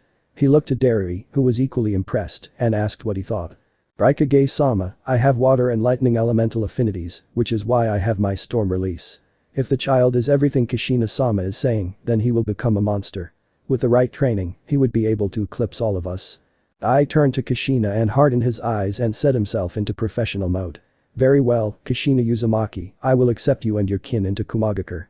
In return, I will aid you in resurrecting the Uzumaki. Kushina pulled out a scroll, carefully and slowly, and asked. Would you care to put it all down on an Uzumaki blood contract? I looked hesitant before he asked what the contract would do. An Uzumaki blood contract is unbreakable. In the event either party betrays the other, the contract will take the offending party's life. Let's say I betrayed Kumo in some way, the seal would activate and I would die. Let's say you kill me and take my Sachi, the seal would activate and you would die. The Uzumaki used this in their most serious treaties and agreements, and it protected the clan for centuries before we were betrayed. I looked at her seriously. So, you can't just activate the seal and kill me? I looked closely at her for any sign of deceit or malice. No, it does not work like that. We write out the contract, which links to our blood. Unless either of us breaks the contract, nothing will happen. I sighed. If he didn't trust this troublesome woman, he would never do such a thing. However, the potential gains for Kumo as a whole make it worth it. Very well. So, the contract between the Raikage of Kumo, and Kushina Uzumaki was signed. Kushina stayed in Kumo for a day before returning to Naruto and the rest of her family. She gave the original contract and held onto a copy for herself. Anzakugai after Kushina left. Enko sighed as she played with her shiny blonde hair. It was the best way to throw pursuers off of her unique purple hair. She also put scent-blocking seals on all of her clothes to prevent any of the Inuzukas from catching her scent. She sighed again as the troublesome blonde boy flew off the tree again. Too much chakra, Gaki. She laughed as the cute boy pouted at her. Ankona, why is this so hard for me? Well, Gaki, you have more chakra than I do and you haven't really learned to control it yet. Shizune stifled her chuckle before she jumped in. She instructed the excitable boy to take a seat on the ground before she began. Okay, Naruto-kun, I know you are a smart boy, so let me explain. Chakra is the mix between physical, yang, energy and spiritual, yin, energy. In our bodies we can combine these two energies to produce chakra and mold it to enhance our bodies, like your bachan, or perform external jutsu. In our bodies, chakra is constantly flowing. It is like your blood and it has its own special pathways that lead from the top of your head, to the tips of your fingers, to the tips of your toes. Are you with me so far? At Naruto's nod, she continued. Well, in those special pathways are points called tenketsu. These tenketsu are where chakra mixes and takes shape. The bigger the tenketsu, the more powerful jutsu you can perform at once. Still with me? Another nod from the blonde whose serious gaze was digging into Shizune, as if looking for the answers behind her eyes. Okay, well the special pathway, the chakra circulatory system, pulls chakra out of the primary chakra reservoir, your heart. This chakra flows at various rates, and a couple of factors come into play. The bigger the chakra reserve, like yours, the faster the chakra flows. The faster chakra flows, the more difficult it becomes to mold. Especially since your tenketsu are still relatively small in comparison to your enormous reserves. Finally, chakra has different density. The more dense chakra is, the stronger the jutsu, however, denser chakra also makes it more difficult to mold. Naruto scratched his head in frustration. So, let me get this straight, I have super amounts of chakra, my chakra is super dense, and it moves super fast, which all make it harder to mold. Is that right, Shizune-nechan? Shizune rubbed Naruto's spiky blonde locks. Very good, Naruto-kun. Yes, that is correct. Naruto frowned at this. I am screwed. I will never be a great ninja because I have too much stinking chakra to mold, Dadabeo. Enko tossed an empty dango stick at Naruto. No, Gaki, you have the potential to become one of the greatest ninjas ever. You will just have to work 100 times harder than any other Gaki to control your chakra. She is right, Naruto-kun. It will be difficult, but you have the most potential I have ever seen. Naruto hopped to his feet and gave each sister a hug. He thanked them before running over to the tree and giving it another go. Unfortunately, things are never that easy. He continued to progress, but it would be weeks before he was able to comfortably perform the tree walking exercise. During their breaks in training, Shizune or Tsunade would walk Naruto through Tenzakugai. When Tsunade was alone with Naruto, she would sneak him into the casino so that he could play with his bachan. The casinos couldn't believe the winning streak the legendary sucker went on. Tsunade paid off every debt in Tenzakugai before she pocketed enough money to secure a compound. She started at the slots with Naruto and then she would play Texas Hold'em or 5-card stud. The gamblers around town tried to take advantage of her rotten luck until Tsunade cleaned them all out. It was even more embarrassing that a 5-year-old child was taunting them from her lap. The gambling spree lasted for 5 days before Shizune busted Tsunade for it. Shizune's anger was tempered when Tsunade told her that she had paid off her debts and got them a new home. Shizune squealed in happiness and gave full credit to her little brother for this, which earned an angry tick mark from Tsunade.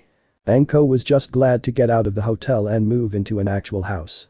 She knew that she would have to lay low in town that was so close to Konoha, but it still sucked that she missed out on all of the fun. Shizune would take Naruto around town to visit some of the food stalls and bookstores. She was glad that the kid enjoyed reading so much, and she was happy to see the light return to his azure blue eyes over the past couple weeks. She had walked with Naruto to a particular corner where he had been spending some time near a girl playing a flute. Naruto let go of Shizune's hand and ran up to Tayuya and gave her some fresh takoyaki and a couple sticks of dango. She watched on as Naruto's infectious smile crept onto the Riteid's face. After she finished eating, she played a truly enchanting song on her flute. The music drew a crowd that would toss a couple coins in the girl's hat. Shizune recognized that the music was laced with a genjutsu, but it was so serene that she decided not to break the genjutsu. Naruto was about to say goodbye to his new friend when he noticed that a couple older guys pulled her into an alley. He charged off to help his friend, and it took Shizune a minute to realize he was gone. When Naruto entered the alley, his blood lit aflame in a fiery rage. There was one thug holding Tayuya's arms above her head and leering at her. Another thug was picking her pockets for the money she earned. The last guy was looking at Tayuya's flute before he snapped it in half. That seemed to break Tayuya's spirit, but it lit Naruto on fire. Before they knew what was happening, 3 chains, sparkling with electricity, stabbed through each thug. Their cries of pain filled the alley, and they dropped Tayuya, who fell to her knees. Shizune sprinted into the alley and gasped at what she saw. 3 chains sprouted out of Naruto's back, and they were impaling 3 men that were 15 feet away from the blonde. She knew immediately that one of the men was dead, but 2 of them were twitching as they continued to be electrocuted. It was then she noticed the blue sparks of lightning chakra that danced along the chains and into the men's bodies. Naruto-kun, that is enough. You need to calm down, now. Shizune's strict tone reached Naruto through the haze of his anger. Naruto snapped back into his normal frame of mind and paled at what he had just done. Before he knew it, the chakra chains retreated back into his body and left him standing there, gaping. The men were crumpled heaps on the ground, and each of them was now dead from either their wounds or the electricity. Shizune remained in a stunned silence until Naruto started crying and throwing up on the wall. Tayuya remained on her knees, her eyes fixed on the broken flute. The last remnant of her mother.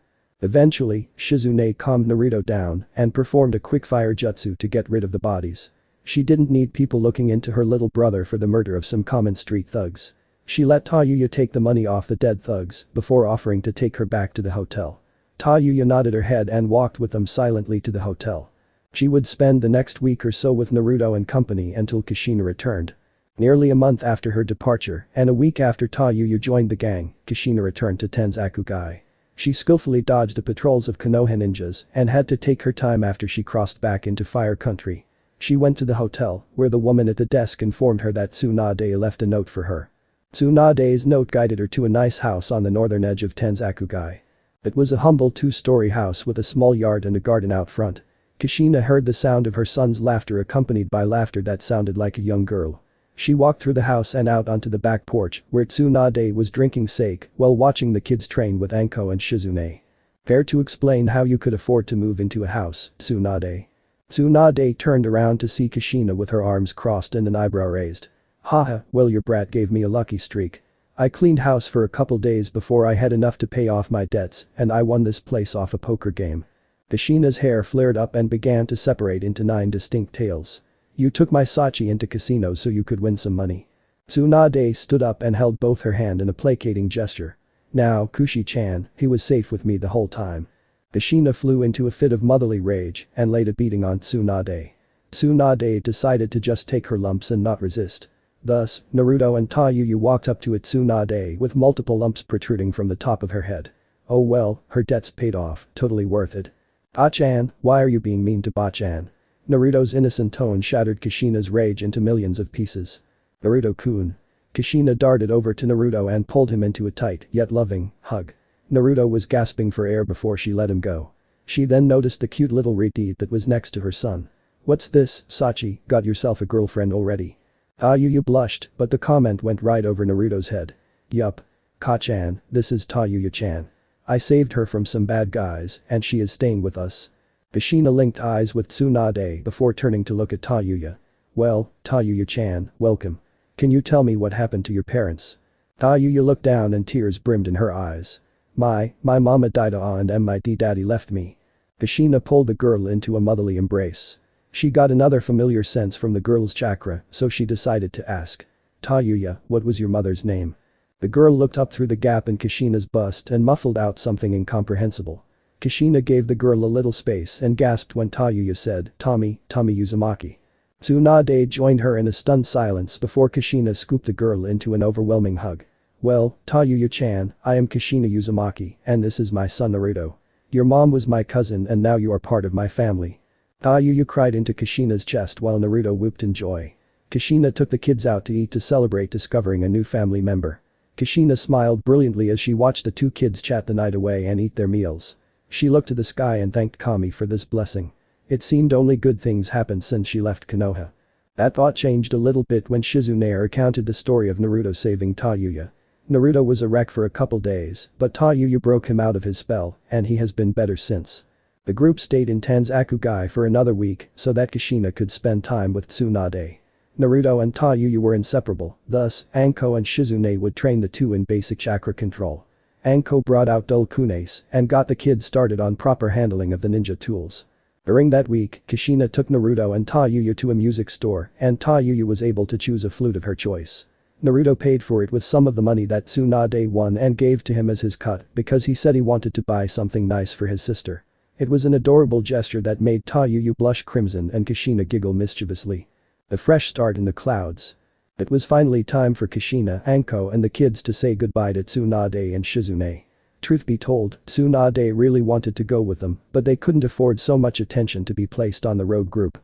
Thus, Tsunade and Shizune waved goodbye to them from the porch of her new house. Kushina had acquired papers and passports from Ai that helped get them into a merchant caravan without much trouble.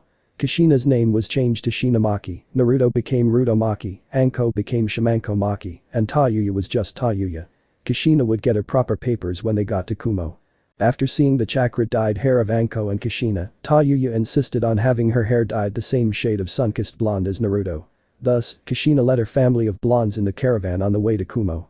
The caravan was a slow-moving procession that took 3 weeks to get to the front gates of Kumo. Hiding among civilians was pretty boring for the kids, but that didn't stop Anko from playing chakra control games with Taiyuya and Naruto. Eventually, every kid in the caravan migrated to the Uzumaki, or should I say Maki, family. Anko would toss ping pong balls at the kids, and they had to catch them without using their hands. Anko brought multiple bags of ping pong balls that she would lob at the kids. The civilian kids would trap them with their arms or other strategies that made them look like clapping seals. Naruto and Taiyuya would try to channel chakra to whatever extremity Anko threw the ball at and keep that ball stuck to wherever it landed. Taiyuya was much better at it than Naruto, and she had a total of 11 ping pong balls stuck all over her. Naruto only had 6, and they kept falling off as new ones were thrown at him. Each time, Naruto would get frustrated and either say something to rattle Taiyuya or tickle her to make her drop them. This usually ended with Taiyuya calling Naruto various names, but it seemed her favorite was shithead. Anko laughed as the girl rambled at her newfound brother, and Naruto answered back with equal vigor. Anko couldn't remember the last time her heart was filled with so much joy. Maybe it was when Kushina-sensei removed the cursed seal when Anko was placed on her team. Yeah, back in the good old days on Kushina's team with Yugao and Kurenai. It seemed like so long ago. When the kids weren't playing games, they were reading basic books that would introduce them to ninja life. Seeing as they were Uzumakas, Kushina gave them Intro to Fuinjutsu by Mida Uzumaki, which Naruto was already familiar with. He had read it dozens of times in his childhood. Naruto would look over her shoulder from time to time to check on her progress or look up from his book Chakra and its basic components by Tsunade Senju. When the kids got bored of reading, Kushina and Anko would tell them stories and give them basic instructions. Long caravan trip short, the kids used a trip to learn how to become better shinobi. Eventually, the caravan pulled up to the base of the mountain that housed Kumogakure. Naruto rode on Anko's shoulders and looked up with his jaw hanging low. The road wound in a circular pattern around the mountain, up and up it went into the clouds. The buildings were built into the mountainside, and his mother told him that the whole mountain was used in some way. They followed the caravan up to the gates, and the Uzumaki family waited patiently for their turn to enter. Eventually, Kushina flashed their papers and the permission slip from the Raikage to allow Taiyuya entry. The Uzumaki family made its way up to the Raikage tower to introduce themselves to Ai and find out where they would be living for their fresh start in Kumo. Naruto and Taiyuya took in the new landscape in awe, only barely registering that it was harder to breathe than they were used to. The winding path was filled with life and fun, but Anko was able to notice that this village was much more militaristic than Konoha. Shinobi-based buildings were everywhere, and the civilian presence was greatly reduced. If the percentage of Konoha was 70% civilian and 30% shinobi, then the hidden cloud would be the inverse of that. Naruto waved to everyone who looked at him curiously, not caring that a majority of the people were dark-skinned. He found it awesome to meet people different than him, and his gigawatt smile earned smiles and waves in return. The people of Kumo looked at the family of sun-kissed blondes with curiosity, but the atmosphere seemed welcoming as well. The trip to the Raikage tower took 20 minutes, and Taiyuya was huffing and puffing by the time they made it all the way up, while Naruto was still bouncing around in excitement. They stopped at the desk outside of the Raikage's office and saw the pretty secretary with smooth milk chocolate skin and fiery red hair. Her golden eyes peered down on the children as the azure blue and dark red eyes met her gaze. She smiled at the two beautiful blonde children before addressing Kushina.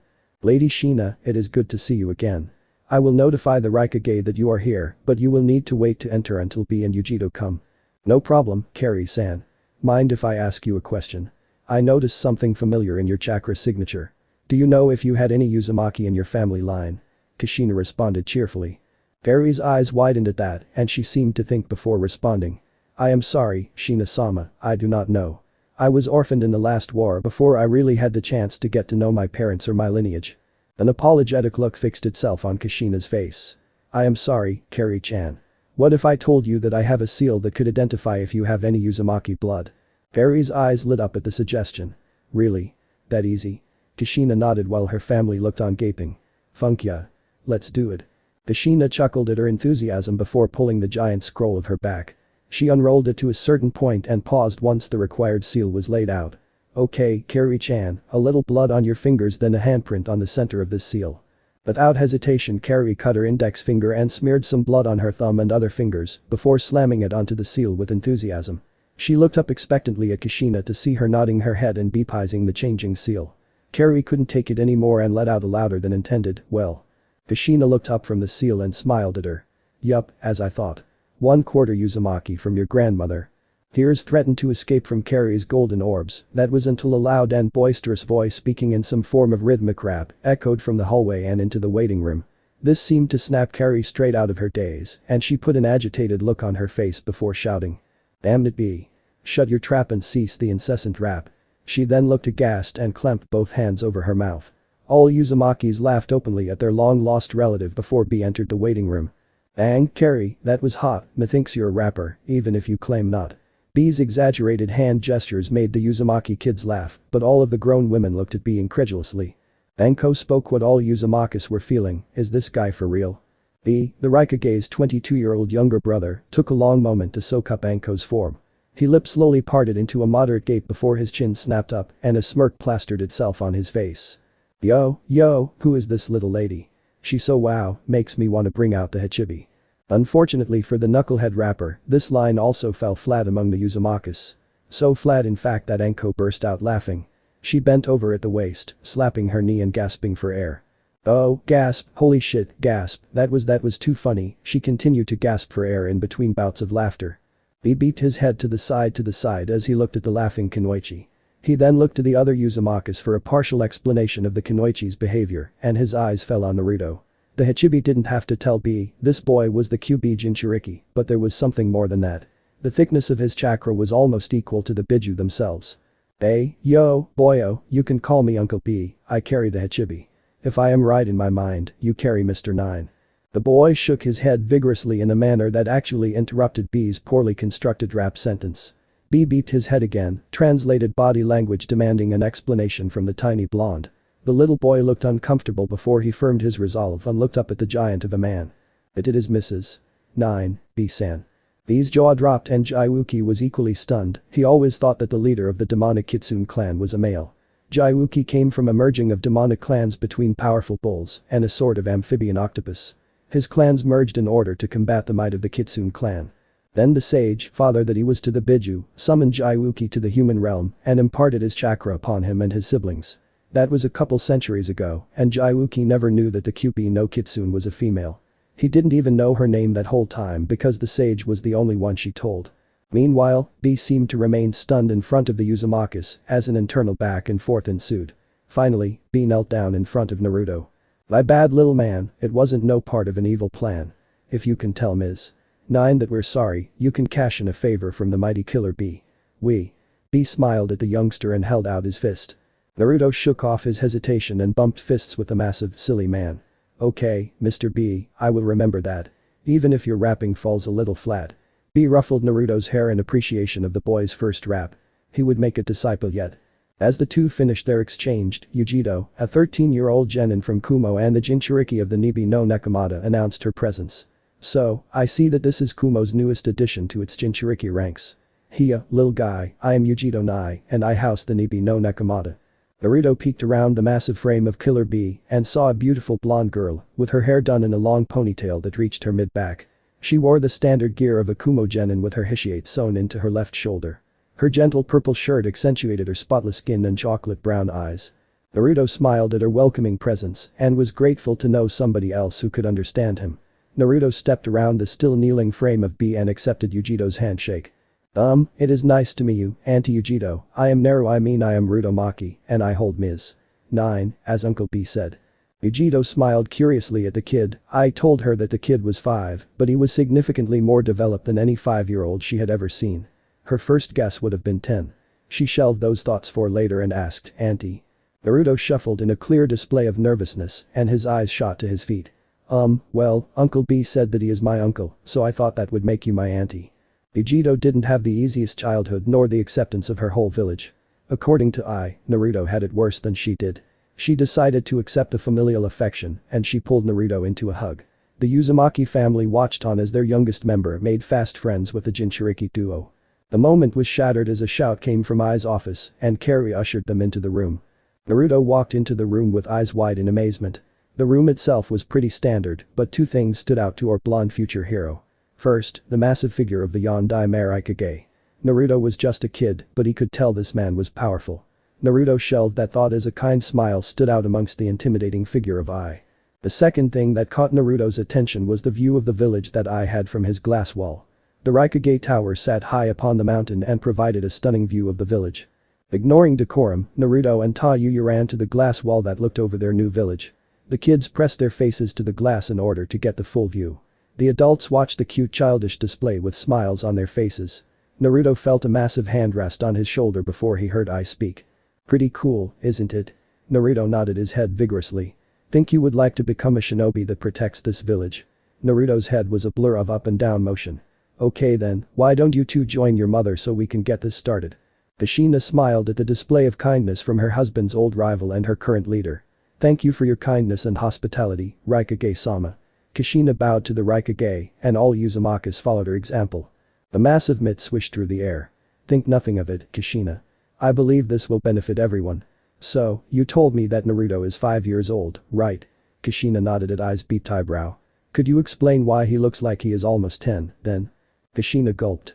She hadn't told Ai of the demonic contract or the accelerated growth from the Kyuubi. She decided to air some of the truth and see how it was received. To the best of our knowledge, Kyuubi is accelerating Naruto's growth. He already has Chunin level chakra capacity with nearly endless chakra reserves. In fact, he manifested a unique brand of the Uzumaki chakra chains while I was visiting you. I looked like a kid underneath the Christmas tree about to unwrap the biggest present.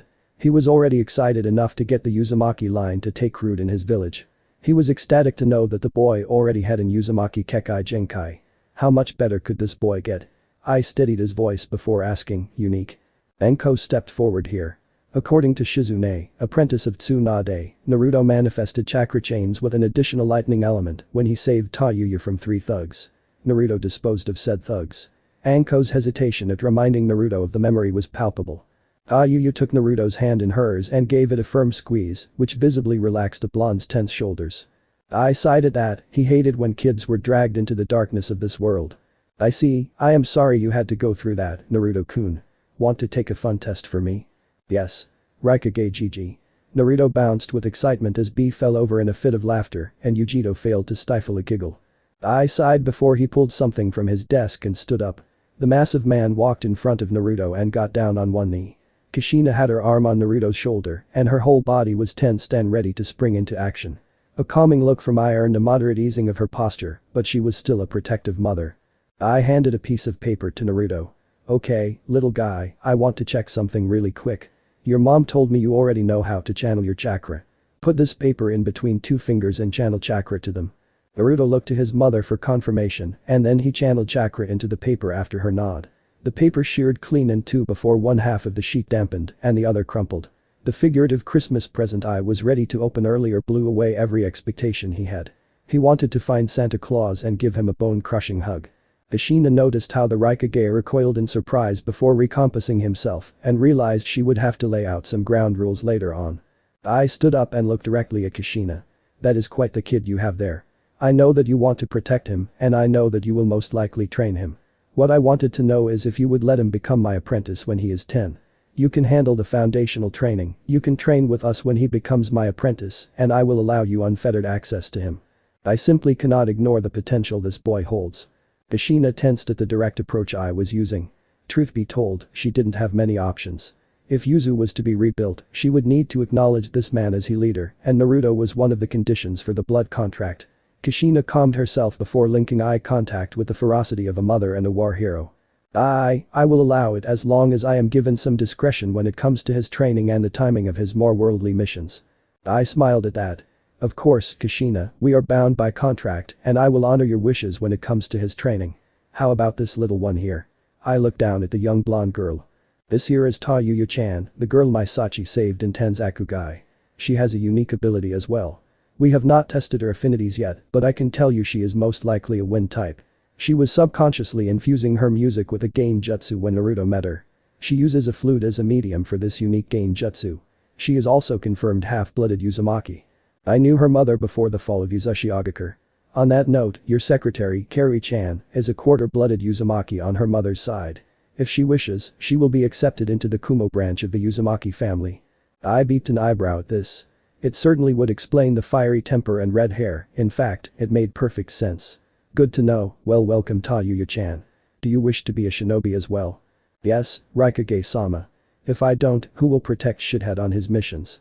The girl offered the reply with such simplistic spunk that I couldn't help but crack a smile. B fell to the ground in another fit of laughter and a couple bolt agents snickered. Very well, I will get your papers worked up. Children start the academy in Kumo at age 8, so you two have a couple years to get ready. Kushina, anything else you would like to address at this time? Kushina nodded and pulled out a medium-sized scroll out of one of her hidden seals. Working with the kids on the way here gave me this idea. If your academy is anything like Konoha's then it is woefully inferior to the Uzumaki education system. In order to help my children and the future generations of Kumo, I offer this as a gift of goodwill for all of your assistants. I would encourage you and your shinobi to look through it and maybe use my children's age group as a test run. I am sure you won't be disappointed. I beeped an eyebrow before Yujito spoke up. How, exactly, is it better? Her tone offered challenge and a slight bit of offense. Kushina responded without hesitation. Well, kiddo, I don't know if your history covered much on the Uzumaki clan. For generations, an Uzumaki genin was worth a mid-rank chunin, and that was on average. And Uzumaki prodigy was on the same scale as Hashirama Senju, case in point Mito Uzumaki. That came from strong educational foundations, a knowledge of Fuinjutsu, and the development and understanding of chakra from the beginning. Sure, history is nice to know and it is somewhat necessary, but will it be the deciding factor on the battlefield? Will your knowledge of past exploits stop the kunai from killing you? Or, how many of your genin know of or are even familiar with the current ninjas in the bingo book? Those are just a few examples, Yujito-san, of how I know the Uzumaki education system was superior. Yujito's eyes drifted to her feet and her challenging attitude was truly humbled. I got the childlike Christmas look again and B was simply nodding along. I then realized what she said. Wait, Kushina, are you telling me that Uzumaki Fuinjutsu lessons are included in this curriculum? Kushina nodded proudly. Yes, that is what I am telling you. Of course, I am holding stuff back. I have provided Fuinjutsu levels 1 through 3 in that scroll. In Yuzu, genins would graduate from the academy as level 6 Fuinjutsu journeyman. For now, I would ask you to settle on level 3, since most children will not have the genetic predisposition to Fuinjutsu. We will take what we can get, Kushina. For now, why don't you let B and Yujito show you to your new compound so you may get settled in. Shamanko-san. I paused here and looked at Anko with a ridiculous smirk on his face. Nice name, here is your Hishiate. I will give you a couple weeks to get settled in. Report to me when you are ready to resume active duty. Anko nodded and accepted the new Hishiate. She hated her new alias, but she couldn't bring herself to totally part from her given name. B and Yujito walked the Uzumaki clan to their new compound, a very nice place settled on a plateau in the mountain right next to Ai's compound. B told Naruto that he would stop by from time to check in on him and help train him. The Uzumakis bid farewell to the Jinchuriki duo and enjoyed exploring their new home. 3 years later, intro academy life. 3 years passed in a flash for Naruto and the Uzumaki family. Kushina, or Lady Shina as most of the Kumo public knows her, accepted the role as head of education. She did full reviews of the core curriculum and garnered support to institute the changes to the Kumo Academy. She planned it out perfectly so Naruto and Tayuya would be among the first generation of the newly trained students.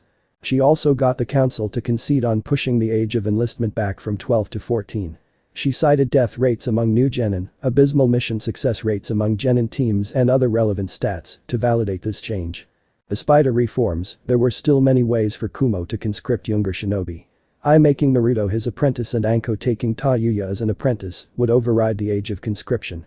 It was planned to take the apprentices out on joint missions or joint training trips during the breaks in the academy. However, apprentices were not granted full shinobi status until they graduated from the academy, so Naruto would be safe from dangerous missions for now. The Uzumaki family also made rapid and vast impacts on the Kumo shinobi population. One of the positive effects of teaching your whole family journeyman level fuinjutsu is that they can manufacture tags that shinobi use in everyday life. That is doubly so when one member of your family has nearly Kage level reserves, even if most of those reserves were untapped. The Uzumaki clan as a whole pumped out sealing tags, explosive tags and other Uzumaki tags that flew off the shelves of every shinobi store in Kumo. This provided a steady income for the clan and, in addition to Kushina's efforts, made the Maki clan of Kumo become one of Kumo's most influential families. Kushina knew that her family would need to be prepared for the adversity ahead, so she buckled down on their training for the 3 years they had. At 6 years old, 7 for Tayuya, she taught the children the Shadow Clone Jutsu. It was uniquely suited to Uzumaki shinobi, despite the Leaf claiming it as their original technique meant for Jonin-level ninjas. Naruto was much better suited to the jutsu than Tayuya due to his massive reserves and healing factor, but Tayuya could still produce a single clone at the age of 6. If one stopped in on the Maki family regularly, they would see a couple shadow clones of a fierce blonde woman, instructing 2 little blonde girls and an ever-growing horde of little blonde boys. Kushina trained the children up on the basics every day. The mornings would start with a rigorous workout. For starters, the children would perform a growing number of push-ups, air squats, sit-ups, burpees, chakra jumps. The kids would channel chakra to their legs and jump as high as they could and weighted lunges. After the first round of this, they would run to the base of the mountain and back up again. Upon their return, they would do one more round of the physical exercises and then eat breakfast. After breakfast was an introduction to meditation, not one of Kushina's strong suits, but Ujito helped significantly with instructing the children on proper meditation. Kushina used some of Ujito's practices to help refine her own meditation as well. After meditation came studies until lunchtime. The studies covered all of the basics for shinobi life like hand seals, chakra theory, chakra natures, known Kekai Genkai of the elemental nations, politics and etiquette decorum training. The last one required to find a proper tutor for since Kushina never really understood those lessons. After lunch, Kushina forced Kenjutsu and Taijutsu katas down the children's throats for 3 hours. Once that was completed came the daily dose of chakra control exercises. Kushina was good at tweaking the normal exercises and making games out of the. She constructed a series of earth pillars for the children to climb using the tree climbing technique and she would have them play tag on the pillars. She dug into the mountain a bit and paid B with some sake to fill in the dugout with water. She would have the kids play on, meditate on or lay down on the water's surface to increase chakra control and capacity. I would stop by frequently to check on his new clan and see the progress of his future apprentice. Needless to say, he was impressed. So impressed, in fact, that he sent a couple of the prominent children of Tayuya's age to join them in their training and fun. Kushina was initially reluctant, but after seeing the smile on her Sachi's face at having new friends, she relented. It was this collection of childhood friends that would define Kumo's future. The group composed of Naruto, Tayuya, Samui, Mabui, Atsui and Amoy. They became fast friends, and the girls became keenly interested in our intrepid blonde. Speaking of Naruto, the boy's growth rate was remarkable. His understanding of Fuinjutsu matched Kushina's own. While Tayuya was stuck on level 2, Naruto was on level 4 by the time he joined the academy. The 8-year-old Naruto also looked like he was 13. Upon entering the academy, he stood at 5 foot 7 inches with a cut build that made him look like a manga character named Gohan from his favorite manga. Every inch of the body was composed of tight-knit and lean muscle, except for his boyish face. His unnatural growth made him tower over his friends and other kids of his age group. Kushina's least favorite side effect of this was the growing number of fangirls varying from ages 10 to 16, which Kushina found simultaneously cute and immensely annoying. Kushina worked directly with Naruto every day to learn and control his chakra chains. Like most Uzumaki, Naruto's chains initially sprouted out of his back, directly behind the primary chakra point, his heart. It took Naruto a year to develop his control enough to manifest chains from his hands, and he was still practicing to use them like his mother did. Kushina was surprised to see that the base nature of the chains was Raiten, lightning release. This made Kushina focus on elemental nature training with Naruto during their one-on-one times. It took him 3 years to complete his stage 3 lightning nature manipulation, but it gave him far greater control over his chakra chains. Unfortunately, his chakra control was still only mediocre because of the ludicrous and ever-growing amount of chakra that he had at his disposal. Naruto's second visit to the Kyuubi happened a couple months before he was supposed to start at the academy. B and Ujito stopped by regularly to instruct him on various shinobi arts, but they recently taught how to properly contact his biju through meditation. Neither of them knew that Hikari was watching the whole time, but she wanted to see if he could reach her on his own. Hikari was waiting until Naruto was mentally mature enough to hold a decent conversation and understand more serious topics. She decided it was about time to rekindle the relationship before her vessel entered the human academy. During one of the morning meditation session, Naruto felt a deeper pull on his consciousness than he had felt before. He eagerly allowed the pull to guide him until he found himself in that same verdant field. It was sunny this time, and Naruto noticed how much livelier it all felt. There were even animals such as oversized rabbits, massive boars and killdeer that ran fleetingly around the forest. Naruto made the trek over the hill and into the cottage for the second time. Naruto entered the cottage to find Kyuubi sitting there waiting for him. A second cup of tea was sitting on the coffee table, positioning Naruto across the table from the Kyuubi. Naruto couldn't help but marvel at her nearly divine beauty. Recently, Naruto noticed that he was starting to have weird thoughts about girls, like taking an extra second to peek at Ankona when she was coming out of the shower, or thinking about Tayuya's soft lips when she was playing the flute for him. He talked to his sister Anko about it because he didn't dare talk about something so scandalously awkward with his Kachan. Anko laughed and told him his accelerated growth probably meant that he was going through puberty. Naruto shuddered at the thought and shook off the reminiscences as he sat down and took a sip of the warm tea. "How do you like the tea, Naruto-kun?" The melodic voice of the Kyuubi drew Naruto in. It is very good. Kyuubi-sama, did you call me here today?" Naruto's boyish voice was deepening, but when it cracked when Naruto said Sama, the beautiful nine-tailed kitsune couldn't suppress an ethereal giggle. "First, enough with the Sama. What I plan to discuss with you today will let you know why I said that. Second, yes, I decided it was time for us to speak again. Your first visit wasn't planned and you were not mature enough to understand at the time." "I understand." Naruto stopped there and rubbed the back of his neck sheepishly. "I'm sorry, it just feels weird calling you Kyuubi all the time. Would you honor me with your name?" The kitsune smiled radiantly over her cup of tea. It seems he may actually be ready to understand some things. "Yes, Naruto-kun, my name is Hikari. Please do not share it with Jayuki or Matatabi. Their frustration in not knowing my name has become a game of sorts between us." Naruto's eyes lit up. He always could appreciate a good prank. He smiled as the memory of Anko's exploding pillows came to mind. He and Tayuya laughed so hard when they walked into Anko's room to see her with a mouthful of feathers and feathers all over the room. Ah, good times, unlike dealing with Anko's revenge spree that was downright terrifying. Hikari, that is a beautiful name. It truly becomes you. "So, Hikari, what did you call me here to talk about?" Naruto threw a leg over his knee and sat back in the love seat to enjoy the tea. Hikari blushed at Naruto's natural compliment. "Thank you, Rito-kun. I know you are rather young, but I called you today to discuss our mating contract and to discuss the demonic realm." Naruto spit out his mouthful of tea in a geyser-like fashion. Good thing this was a mindscape. Hikari cleared the mess away with a flick of her tails. Mating contract?" Hikari nodded like it was no big deal. "Yes, your mother has a copy of the contract that you may review when you leave the seal. It was a deal I made with your father during that cursed night. I know your mother has told you about that night and how she was my previous Jinchuriki. Do say hello to her for me, will you?" Naruto nodded stupidly at that and shook the haze out of his head before responding. "Hikari-chan, if you don't mind me asking, why would you want someone like me as a mate?" Hikari sighed at this, the remnants of the mental trauma the child went through completely crushed the child's ego. He has gotten better over time, but his low self-esteem and desire to improve stems from what that cursed village did to him. "Naruto-kun, I want you to understand this. You grew up either next to me or with me and you. I know you better than you likely know yourself. You have a pure heart and an iron will, not to mention you are intensely loyal and family-oriented. All of these qualities are important in a mate. I felt all of that potential when you were still a kid in your mother's belly. You have since proven me right. Tears welled in Naruto's eyes. He may be a fast-growing boy, but he was still a child, albeit a mature one. Thank you, that is the nicest thing anybody has ever said to me. You're most welcome. The reason I chose you is also because of my mating cycle, which is coming up in 12 years or so. Kitsune only go through mating cycles every other century, you see. I chose you because you were already capable of becoming a Hanyu, a half-demon, due to gestating near my Yakai.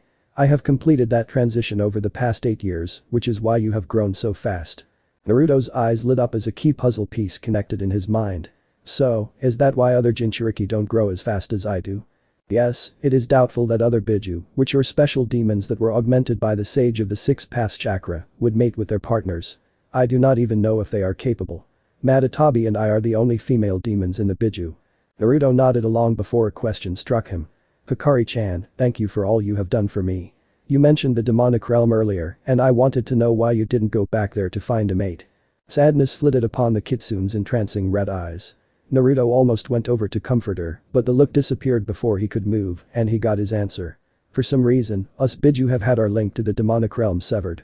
There were portals that occurred naturally in the past, but Jaiuki, Madatabi and I haven't sensed one in over a century. It may be linked to us biju getting sealed, which first happened because of that cursed baka Hashirama. Naruto looked down fixedly at his teacup. I see, I am sorry, Hikari-chan. It is not fair that you cannot return home. Well, if you will have me as your mate, then I guess I just need to know what that means. I will do whatever I can. Hikari's melodious chuckle filled the sitting room. Well, thank you, Naruto-kun. First things first, your transition to Hanyu is complete. We wouldn't have been able to mate without that happening. I am sure you noticed that you have acquired some stronger urges. Naruto nodded at that one, he sure had. Well, male demons are normally quite aggressive when it comes to mating. As you continue to grow, your urges will too. Naruto beat his head. Why did you say aggressive like that? The kitsune looked like she really didn't want to talk about that. Do you understand what mating entails? She smiled at Naruto's scarlet blush. Okay, well, in the demonic realm battles are constantly fought over females that are in their mating cycle. I would have hundreds of males trying to lay their claim on me, which gets mighty annoying I may add. They would fight amongst themselves, and the stronger ones would challenge me for the right to mate. Among weaker demons that means females are often raped, which means forced sexual activity. It is a vulgar custom that I, and every other female demon, abhors. That is why I am glad that I got to choose my mate. It was one of the main reasons I accepted your father's contract proposal. Naruto's blush turned a cherry red when he thought about mating with this exquisite entity. Hikari-chan, if you are in the seal, how can we mate? Hikari's face turned flush at this question, but she forced it down. Well, I created this seal, Rito-kun. I can leave it from time to time without killing you. As long as we remain close together, I will be able to exit the seal about once a week. It puts a tremendous strain on your chakra coils though. Naruto's face lit up at that. You mean, we could spend time together outside of the seal? Kyuubi chuckled at the boy's excitement. In time, Rito-kun. Now that you have become a Hanyu, you will start growing tails of power, and your features will become more kitsune-like. Your mother will need to come up with a seal to hide those. Your body is absorbing the ambient chakra I exude, and your first tail should come in when you are around 10. For me to leave the seal, you will need to be at 3 tails of power, so that me leaving doesn't immediately kill you. Naruto's blush disappeared and he turned pale. I am going to have a tail. When Hikari let out a truly enchanting laugh and nodded, Naruto took a minute to process that. He then got a serious look on his face. Okay, Hikari-chan, as the rightful queen of the kitsune, how can I become the best mate for you? Oh, thank Kami, I chose right when I chose this child. So genuine and eager to please. Thought Hikari. Well, my mate will need to be strong. You have 12 years or so to get strong. If you get stronger on your own, you may be able to grow tails faster than by simply absorbing my ambient chakra.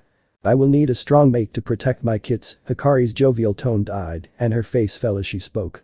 Naruto darted over to her and got down on his knees. Hikari-chan, did you have kits before? Hikari nodded her head and let out remorseful tears. Naruto pulled her into a hug and ran his hand down her back. He didn't need to ask anymore. I will get strong enough to protect you, strong enough to protect Ka-chan and Anko-chan and Ta-Yuya-chan and everyone else.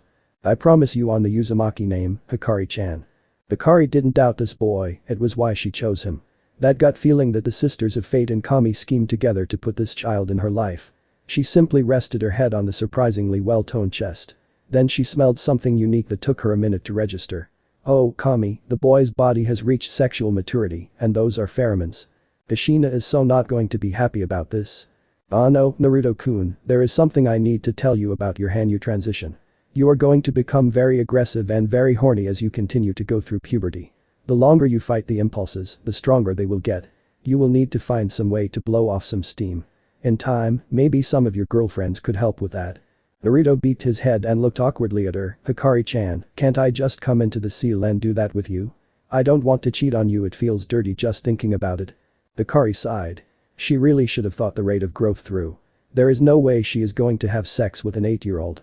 Maybe in a couple years, but he needs to mature a bit more before she would indulge in any of that. Look, Ruto, this is your mind. It may hamper the urges a little bit, but only doing so in the real world will truly relieve them. For now, you are too young, and the urges shouldn't get too strong, so long as you control your emotions. Hikari got a mischievous look on her face. I will make you a deal though. When you acquire your third tail, I will come out of the seal and spend a night with you. The fire appeared behind Naruto's eyes. He didn't understand the intricacies of what they were talking about. He felt the urges, but he could deal with them. But if all he had to do to earn this beauty's love was get stronger, then that was something he could understand. For Uzumaki Naruto, love was always the most important thing. Love of life, love of friends, love of country and love of family above all. So this part ends here. Alright, that's it for today's video guys. Let me know in the comments section how was the story, and also don't forget to like, share and subscribe. I will meet you in another video. Bye bye.